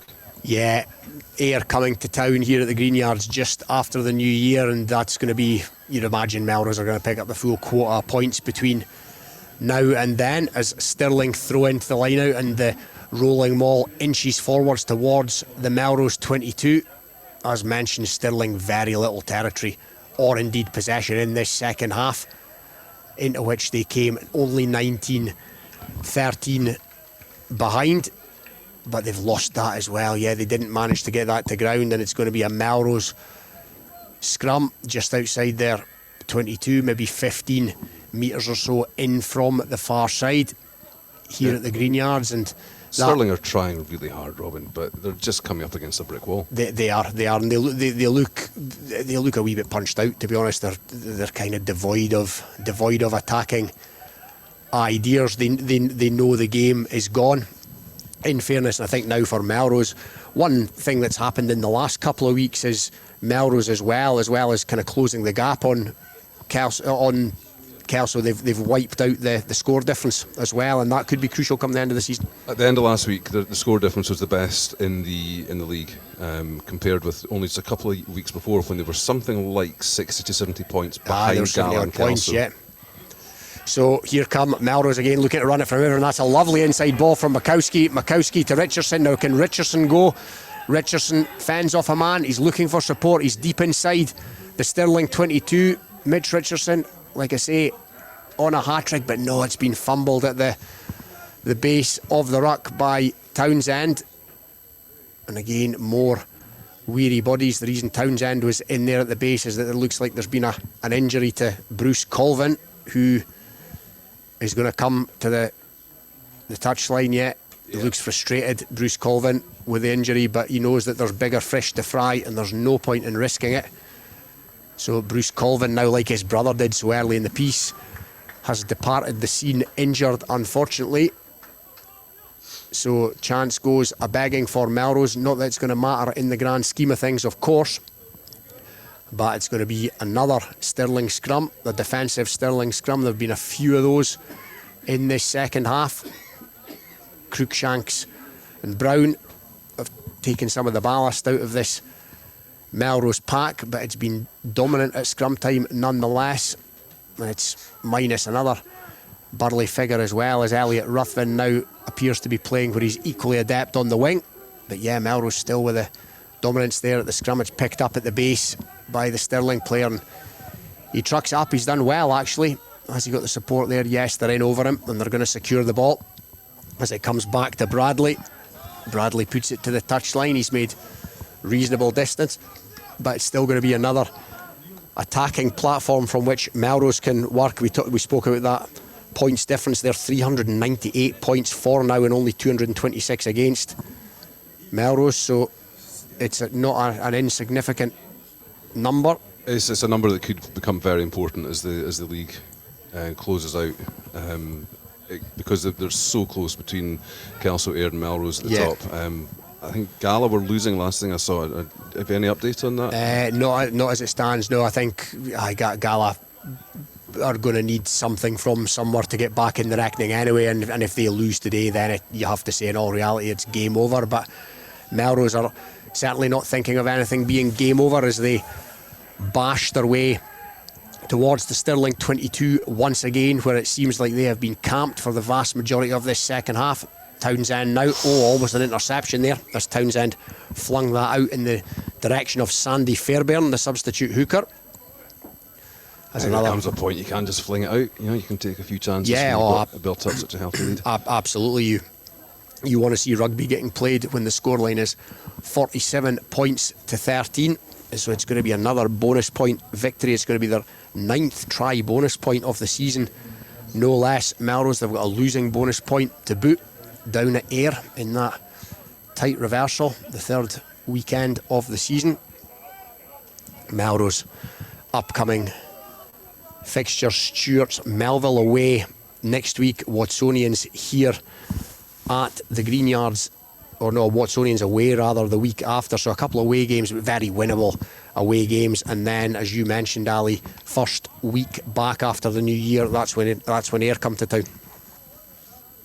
Yes, and that's something I'm looking forward to tremendously. Traditionally, over the last 10, 12 years, Ayr were the team that Melrose really measured themselves against, and there was massive battles between the two teams. I don't think the sort of feeling's really gone away, despite the fact that both are in the National League One. Yeah, a lot of respect built up by the two. What were the two powerhouses of Scottish club rugby for the last many years, certainly prior to Super 6. And the scrum again inches forward. It's culminated in a Melrose penalty, as was always going to be the case. It's been, like I say, utterly dominant this afternoon, so a penalty is coming. 7 metres outside the 22, bang in front of the post, but of course at 47 points to 13, there is not a hint of a thought of taking the 3 points on offer, and that's a great kick by Luke Townsend. He's put that deep into the 22 from centre field, so the slick operation that has been the Melrose line out this afternoon is going to get another opportunity here to either rumble its way forward or set these electric backs on their way. That was one of the issues. We were talking about that first game against Stirling County. That was one of the issues that caused Melrose to lose. That was the failure of the line out in that game. I think we had something like 8 line outs in the first half and lost 7 of them. Yeah, and that's always going to be a problem. It's always going to put you under pressure, but they've certainly not lost that one as it rumbles forward. It rumbles infield. James Brown is in towards there, looking interested, but he doesn't join in. He's at the back of this, but no, it's been fumbled forward, or either way, it's been lost by Melrose, and it's going to be another defensive Stirling scrum, which could quite easily come back on the Melrose side, or at least culminate in a Melrose penalty, as has been their dominance in the set piece here this afternoon. 47 points to 13. Melrose lead. Just think, how much do you want that 50 points? Yeah, it's always it's always a nice bonus to bring up the big 5-0. Glorious conditions here still. It's cold, but there's not a breath of wind here at the Greenyards on what is, of course, a firm surface, ideal for running rugby. And again, Melrose with a shunt on, but it's been well mopped up at the back of the scrum. But the pass to the winger, Rory Sangster, who played in the back row last week in the victory over Stuart's Melville, the pass to him has gone forward. So to some extent, Stirling have been the architects of their own downfall this afternoon, but we're not going to blame them for trying to run it from everywhere. Now they've nothing to lose by that. They're going to take nothing from this game back up the road, but it's going to be another Melrose scrum, only 5 metres in from touch, but 6 or 7 metres from the Stirling line. So the 50 points is on the table here. Xander Ramage now operating inside centre. Richardson still on a hat-trick outside him. James Brown looks to be playing scrum half. No, it's Harry Makowski. Oh, it's Harry Makowski, He's been doing yeah. the tour of the back. Yeah. His services are not going to be required, however, as that scrum march towards the line. It's not been scored, however, it's a penalty. They're going to come back for the penalty. Makowski has it in his hands. Does he fancy a quick tap and go? No, you'd imagine they're going to take a set piece of some kind here, Melrose. And they're going to go for the scrum. Scrum again, yep. Yeah, there's been no drop-off since the subs came on, Ali. No, there's not.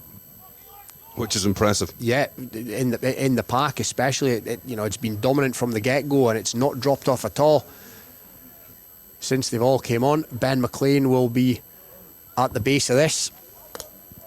I've been very impressed with Ben McLean over the last few games as well. Yeah. Ben, yeah. he's trying. He was been out in the backs, passing the ball out. He's controlling the scrum at number 8. He's been throwing in for the majority of the match. Yeah, he's a very athletic player. Yeah, and as mentioned, he's equally adept at hooker as he is in the back row. But the Melrose scrum, for the first time today, has coughed up a penalty. That's a free kick rather. So it's going to give Stirling a bit of relief here, a chance to clear their lines. They're not going to run it from here, a metre or so from their own line. It's gone to the touch line, and it will be a Melrose throw halfway between the Stirling 22 and the 10 metre line. So is this the last throw of the dice as we get deep into the end of this, towards the end of this game? What's the time? Throw in here. It's going to be taken by the substitute hooker, Down to 3 1/4. Sandy Fairbairn. He takes instruction from Will Owen. Reliable informed, there's 33 1/4 minutes have gone in this half. 33 1/4, so 7 minutes to go. Plenty of time in that case for more from Melrose. Here comes Ramage. Ramage now in, cleaning out. Makowski, who's operating at scrum half. Melrose now building pressure. Dummy runners coming from everywhere. Ramage cuts inside. Robin Sharp's in over the ball. Makowski inches forward now. Melrose into the 22. Soft hands there by the big prop, Will Owen. Now here comes Ferry, always offering himself up for the carry.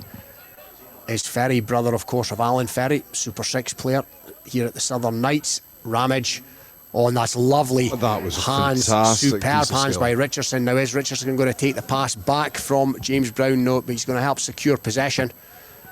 It was a lovely offload from Richardson. It's a casual one-handed, sort of batted it on. Yeah, and it's yet another penalty coming the way of Melrose here.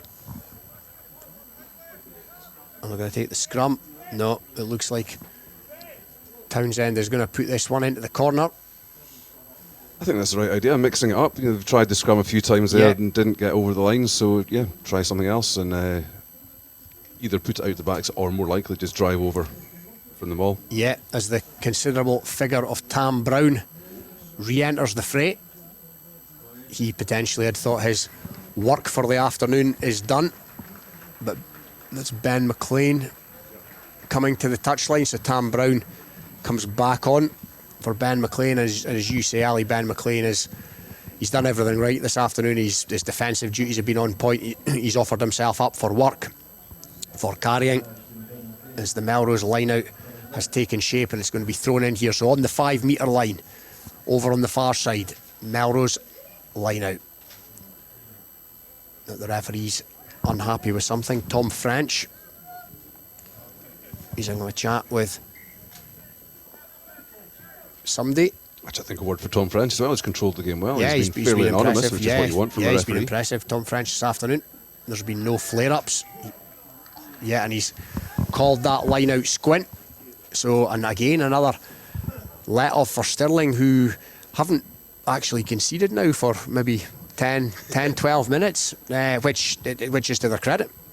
Yeah, because you can see when they were fewer and fewer of them were racing out to try and charge down the conversions. That's a signal that the game's gone, the desire's gone. But they have battled hard to stop those 50 points we're talking about getting put up onto the scoreboard. Yeah, proud club, of course. Stirling County moved up through the ranks from, I think it was the 7th tier in the 7th tier in the 70s. I think they were sort of National League, in the years when you had 7 divisions and they came from below the 7 divisions and worked all the way through to be champions in '95, I think it was, or the Kenny Logan vintage, era, first team ever to come. Kevin McKenzie and such like. Yeah, Kevin McKenzie and Ian Jardine. So they're camped here, however, deep in their own 22 here against Melrose. This would have been very much a top of the first division fixture back in those days.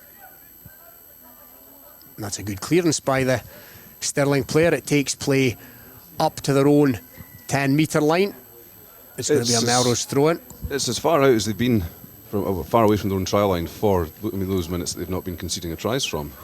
But unfortunately, from their point of view, is that Melrose are capable of scoring from any particular part of the field at the moment. Yeah, that's it. Melrose looking dangerous. Strike runners throughout. And it's going to be thrown in. They'll be looking to make amends for the recent squint one. And that looks an awful lot better. But it's gone right over the tail. It was an overthrow. And there's a bit of pinball in there. It's a guddle. It is, and eventually it's come back on the Melrose side. So here goes Brown back on the field. He offloads. Melrose still in possession. Will Owen again, lovely soft hands by Will Owen, but that was a meaty challenge on Jack Dobie in the midfield. That was a bone-jarring hit on him. Now it's come back to Xander Ramage. Melrose a wee bit in reverse here, but that's good footwork by Ramage. He's bought a metre or so. Makowski playing 9 now, of course. Townsend to the main man, Richardson. And Richardson's taking another 2 or 3 metres with that footwork of his. Oh, lovely out the back door pass from Brown. That's been fumbled by Ramage. No, the referee's happy enough with that. So, yeah, Melrose maintain possession. That's a clever kick by Makowski. However, is it going to... Yeah, it's going to trundle over the goal line, which will mean it's going to be a dropout to Stirling. Not sure about this dropout in the goal line introduction. It to my mind, it favours the defence rather than the attack, and that to me is never a good thing, but it is what it is, and it's going to be a Stirling dropout from their own line. Again, they've gone short with that. It's a high hanger. Ramage is under it. The tall figure of Ramage. Speaking of tall figures, it's ended up in the hands of Elliot Ruthven though, Makowski finds a willing runner in the shape of Ethan Deacon. Makowski again at the base of that. Townsend. Oh, it hit off the face of Tam Brown as he came in there at about 50 miles an hour. He's run hard this afternoon, Brown, as he did last week, but he took one right on the end of the nose there, and it was a hard pass at that. And a penalty. Whatever's happened over on that far side has culminated in a penalty for Stirling in their own 22. More cramp, it would appear, for Elliot Ruffin. Doesn't look in the best of health as the physio points his toes back towards him. Always a painful thing. So Stirling, Tom Bradley to look for territory from this penalty. It's going to remain in the Stirling half, just inside their own 10-metre line. So the game long gone as far as Stirling are concerned at 47 points to 13 adrift. Can they mount something from within their own half from a consolation perspective? The line out is another overthrow, and it's squint to boot. So yeah, that was a tired throw, and the referee brings things to an end here at the Greenyards. It is another convincing victory for Melrose as they march on, as they stay on the coattails of Kelso at the top of the table. And yeah, they've done plenty today, Ali. They've done more than enough, and it's another 5 points. Yeah, absolutely valuable 5 points, and one that takes us. Well, we've not got a home game now for the rest of the year, I don't believe, and so I think it's great to finish the year at home on a high like that, and to say stay on the coattails of Kelso. And how did Ayr get on today? That's unknown as yet. I think they were trailing at one point at home, but yeah, it'll be interesting to see what happens there. But Melrose only concerned about themselves here this afternoon. Couple of tries for Mitch Richardson, 2 for Struan Hutchison, 2 for James Brown, 1 for Luke Townsend, I think, has helped himself to 1 as well. There's been numerous kicks by Struan Hutchison.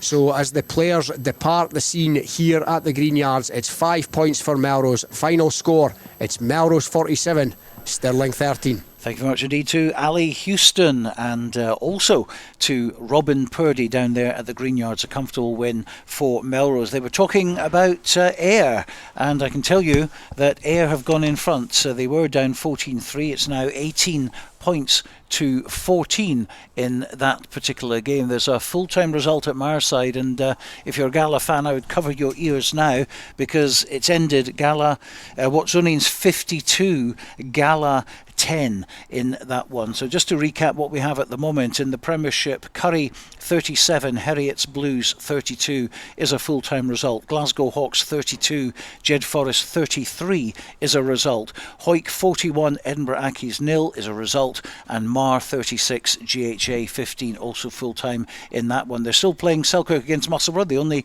3 o'clock kick-off in the Premiership today. Currently Selkirk, who were 15-0 up, remember, it's currently Selkirk 20, Musselburgh 29. Musselburgh have got a try bonus in that one, which will affect the bottom of the table. In National 1, we can tell you that it was Aberdeen 10, Kelso 47, and I think we can actually go and get a report on that one right now from Neil Hinnigan, the Director of Rugby at Kelso. Kelso made the long trip to Rubislaw today to play Aberdeen.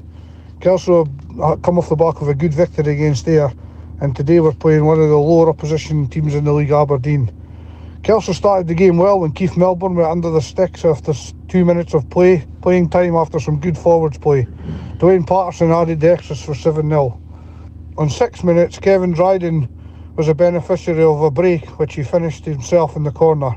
Dwayne Patterson added the extras for 14-0. On 15 minutes, there was a yellow card for the Aberdeen number 4, Robertson, followed by a penalty try for Kelso, which resulted in another penalty, resulted in another yellow card, for this time for number 8 from Aberdeen. This made the score Kelso 21, Aberdeen 0. On 20 minutes, Tom Appling came to the party and kicked a penalty to make it 21-3. On 25 minutes, Kelso got the bonus point try, scored by number 8, Bruce McNeil. Again, Dwayne Patterson was on target for 28-3. This sparked Aberdeen into life, and after several phases of play, There was a bit of a breakout and number 9 Donald Kennedy done a chip and chase. The bounce was favourable and he scampered in at the post to score to make it 28-8. Applin chipped the conversion over for 28-10. Kelso try scored after the break on 43 minutes was scored by Nick Stingle. This was probably Kelso's best try of the game when he broke away from his own half with some good feet work to sidestep the fullback and scamper home. Again, Dwayne Patterson added the extras. As play went on with 10 minutes left on the clock, captain of Kelso, number 12, Frankie Robinson, got over in the corner for a 40-10 lead for Kelso. Getting into the last play of the game, Kelso had the last say, and this time it was good handling by the backs and Stingle was in at the corner. Again from the touchline, Dwayne Patterson dissected the posts to make the full-time score, Kelso 47, Aberdeen 10. I've got Kelso player coach and number 8 with me, Bruce McNeil. Yeah, good result. Very pleasing to come away up to Aberdeen and get the 5 points, which was the most important thing. Performance-wise, a lot to work on. I think, first 20-25 minutes we played really well, some great structure. Then, if I'm being honest, we kind of went away for that, and credit to Aberdeen, they disrupted us all over the park, offensively and defensively. So, yeah, listen, we've got a lot to work on, but it's job done up here. 5 points down the road, but believe us, we've got a lot to work on Tuesday night. Okay, that's the voice of Bruce McNeil there and Neil Hinnigan, who are up there at Ruberswaw, and they'll be having a nice journey back from Aberdeen, the frozen north, coming down to the frozen borders. So 47 points to 10 for them. Still waiting on the result from Ayr against Highland. As soon as it comes through, we will let you know, of course. But at the moment, it's full time. It's Ayr 18, it's Highland 14. So a bit of a surprise. Only the 4 points for Ayr though, so we will add that in to the computer and hopefully we'll get you a little table. But that's a very important scoreline there, Dale. Yeah, it is. It's a huge thing in the context of that league, and you feel now that the way the results have went in Nat 1, it's starting to look like a 2-horse race. Obviously, Ayr managing to just get over the line. It's a big game when they go down to when they meet Melrose in a few weeks' time. That's going to be a big game. But Kelso are looking really, really strong. The big game that they had was against Gala about a month or so ago. It was a real test of their title credentials, and they seem to be meeting every single challenge that they've got, meeting it with a head-on and clattering teams out of the road. So that's a big win on the road up to Aberdeen.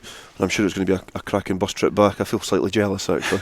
Well, we won't be jealous about Peebles. Peebles at the moment, it's 21-14 to them. Again, that's a later score. We're still waiting on that to come in. And a later score at Philiphaugh, and it gets worse for Selkirk. Selkirk 20, Musselburgh 32. Still not over yet, but that's a result we certainly weren't expecting. No, it wasn't. I think when we were here watching the Hawick Edinburgh Accies game, and Accies pretty much rolled over and got their belly tickled, and Hawick really made them pay. And it was a chance for Selkirk to really consolidate themselves in the playoff positions, and to be defeated. They're going to be, but to be defeated by Musselburgh, for them to get the bonus point win, for them to turn over Selkirk is a huge moment in the playoffs, because it opens it up for Hawks and Mar now to really start creeping up towards those places, because you feel that if Selkirk could have got the win, jumped ahead of Edinburgh Accies, a big game next weekend between Accies and Selkirk, it starts to then really firm up the positions in the top 4. But Musselburgh clinging on for dear life at the bottom of the table, trying to draw Jed and the likes back into a relegation battle. But for Selkirk, they'll be bitterly disappointed. I know they lost a few players, but I looked at their squad that they had out in the field, and I thought it was still strong enough to beat Musselburgh. So we're still waiting on that scoreline to come in at Philiphaugh, and also the one at the Geits, which I know you're waiting to come in. They were down, your boys were down 14-3 at one point. They clawed it back to 21-14. That's the latest that we've heard, but still no full-time score has come in. But we can bring you the table for National 1 now. Kelso, top of the table, 53 points. Melrose in second on 50. Ayr on third in in third on 48 points. In fourth place, it's Gala with 36, obviously getting nothing today out of that trip to Mireside, and that's 3 really bad results in the last 3 games for them. Biggar have gone to fifth tonight, 32 points for them.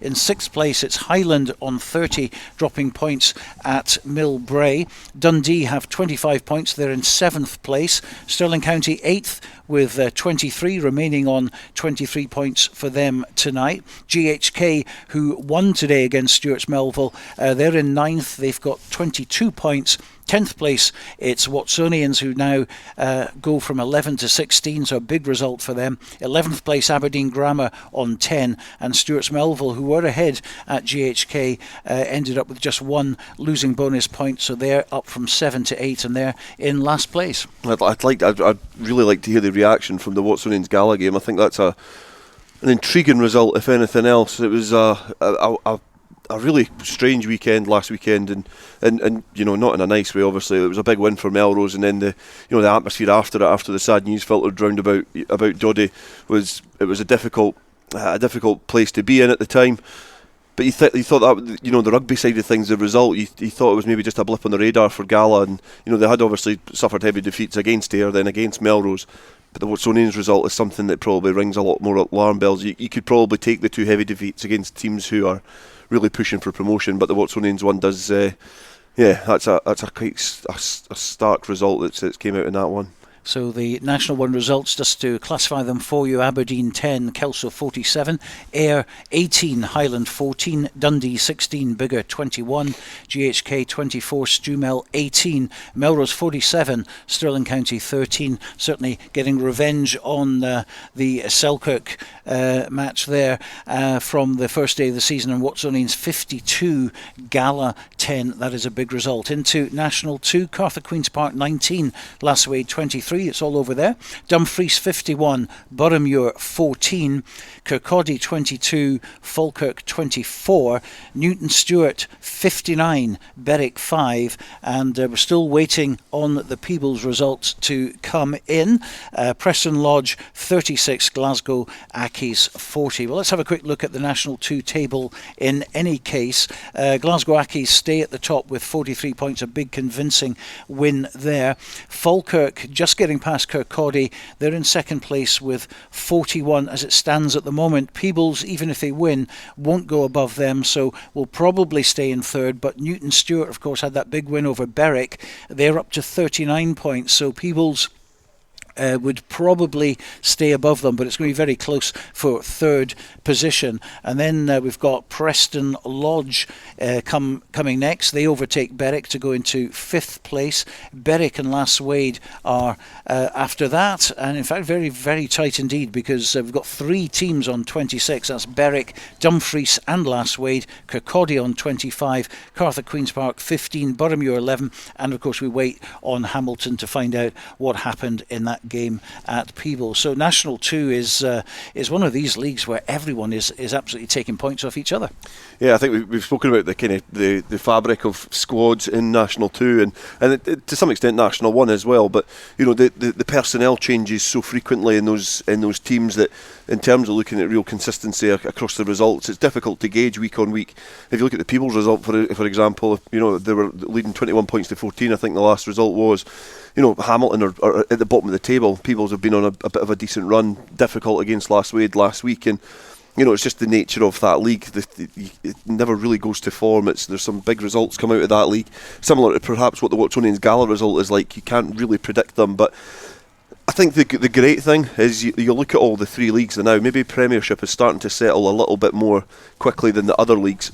I think that's probably down to the fact that it's a 10-team league, but they're all still really, really exciting. They've got a lot of teams that have still got a lot to play for with the shake-up of the leagues obviously coming next season. There is a lot of things still to play for most teams, which makes it exciting for the supporters, for the clubs, for the players. It means they're invested a little bit longer in terms of the whole competition.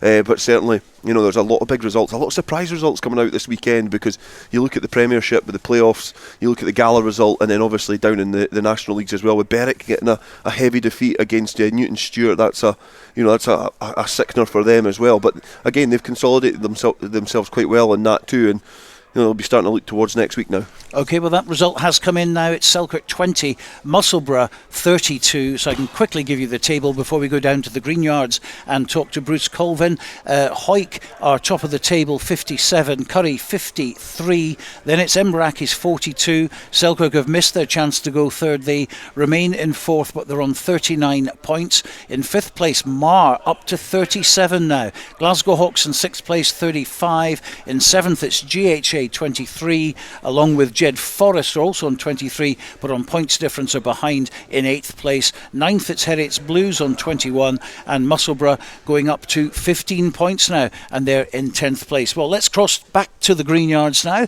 and bring in Robin Purdie, who's got Bruce Colvin with him.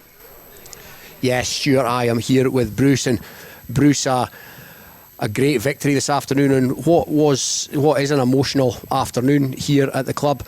What impact does the emotional side have in the build-up to a game like this? Look, it's been spoken about all week, and quite rightly so.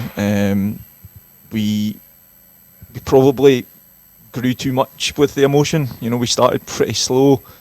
We took sort of 20 minutes to find our feet properly. I know we had scores within that, but to then properly get into our rhythm was maybe a sort of kind of. It's difficult to encapsulate that emotion and express it probably in a game that is already emotionally charged. So look, the best thing we just spoke about there in the huddle at the end was that that scoreline and doing what we could do to kind of promote to what an awful kind of situation it is. Yeah, and after a massive win against rivals Gala last week, you look at the table and Stirling are further down the table in Gala. They come here to the Greenyards. Does it make it more difficult to get up for, in a sense? Look, I don't think so. I think every time you represent this rugby club, the heritage and the history and things behind Melrose, that you need to represent it properly, and that doesn't matter about whoever it is playing at. We were turned over at Bridge Hall the first game of the season last year, so if you're needing more to find motivation than more than just playing for Melrose, then you're probably not in the right place. Of course, and half time 19-13, the game wasn't out of sight at that point. What was said down there at half time? Look, I think it was just a case of sticking to our sort of shape and our game plan, and probably converting a few missed points. We were turned over probably too easily in the first half, numerous times in their 22. So it was probably cutting out silly penalties, looking after the ball a bit better, and then reaping the rewards from that, which thankfully we did in the second half. Yeah, very much up the ante, it would appear, in the second half, and there's some great tries scored. Yeah, definitely. I would love to have a sidestep like Mitch in the midfield. He seems to just kind of dance past people, but no, it was great. It was great, and I think that the real positive as well is laterally in the game is that the line break guy or somebody has probably got 2 or 3 options, not just that sort of one, which is great to see from everybody. Guys come off the bench, guys that have started the game, everybody kind of bursting to get there to finish off opportunities. Yeah, and next week Stu Mel away, Watsonians away the week after that. Now Watsonians put half a century on Gala today, so possibly that's not going to be as straightforward a task as the casual observer might have thought it would be prior to today. Look, there is no easy game in National 1. Some scores may kind of give that impression, but it's not at all. Especially when you're away from home, it's a totally different day. It's getting your travel right and getting your timings right, etc., etc. So we make no bones about it. We know we've got a difficult task up at Myerside next week, and it's back to the old kind of cliche of back to the drawing board come Tuesday, concentrating ourselves, and then go to work for what will be another big game leading into Christmas. Yeah, and you could say a league within a league is formed now at the top with yourselves, Kelso and Ayr. Ayr come here first weekend after the new year. Is there one eye on that? Starting to think about that yet, or is that too far down the track? I think that's too far. Look, it's again, not kind of banter and cliches too much, but it's one game at a time at the moment. It's maximising, trying our best to get as many points out of every fixture that we can, and then going on to the next one. Look, we did have a quick chit chat on Tuesday about structure and how it works over Christmas. Obviously, we're quite fortunate to have that Boxing Day fixture for various reasons, for guys to get a shot, but also to hopefully allow guys game time, so that you've not got, since like going from the 17th to the 7th of January without any game time, and sort of making sure that we are still ticking over. Yeah, well, Bruce, thanks very much for coming up and joining us, and congratulations on a great win today. Well done. No problem, thank you. Thank you very much indeed to Bruce Colvin, and also to Robin Purdie and Aly Houston, who were down there at the Greenyards today covering the Melrose match against Stirling County, and also to Dale Clancy and to Nikki Walker, who covered a very good Hawick win. In fact, here are the closing headlines for you. In the Premiership, there were wins for Curry, Jed Forest, Hawick, Mar and Musselburgh. National 1 victories for Kelso, Ayr, Biggar, GHK, Melrose and Watsonians. In National 2 locally, it was a big defeat for Berwick at Newton Stewart, but a win for Peebles at home by 21 points to 14. That's now confirmed as a final score. In East League 2, Dunbar 0, Langham 30. Langham remain unbeaten after 8 matches. Hoytlandine 16, Dalkeith 23. And in East League 3, it was Earlston 10, Trinity Accies 13, Gallow IM 68, Inverleith 0, and Hawick Harlequins 52, Edinburgh University Medics 10. Well, next week we'll be coming to you from Netherdale for the National 1 match between Gala and Ayr. Let's hope Gala can turn round their fortunes. It's a match that obviously Gala must win if they're to keep in the mix for promotion. That's in 7 days, but for now, from me and the team, thanks for listening and bye for now.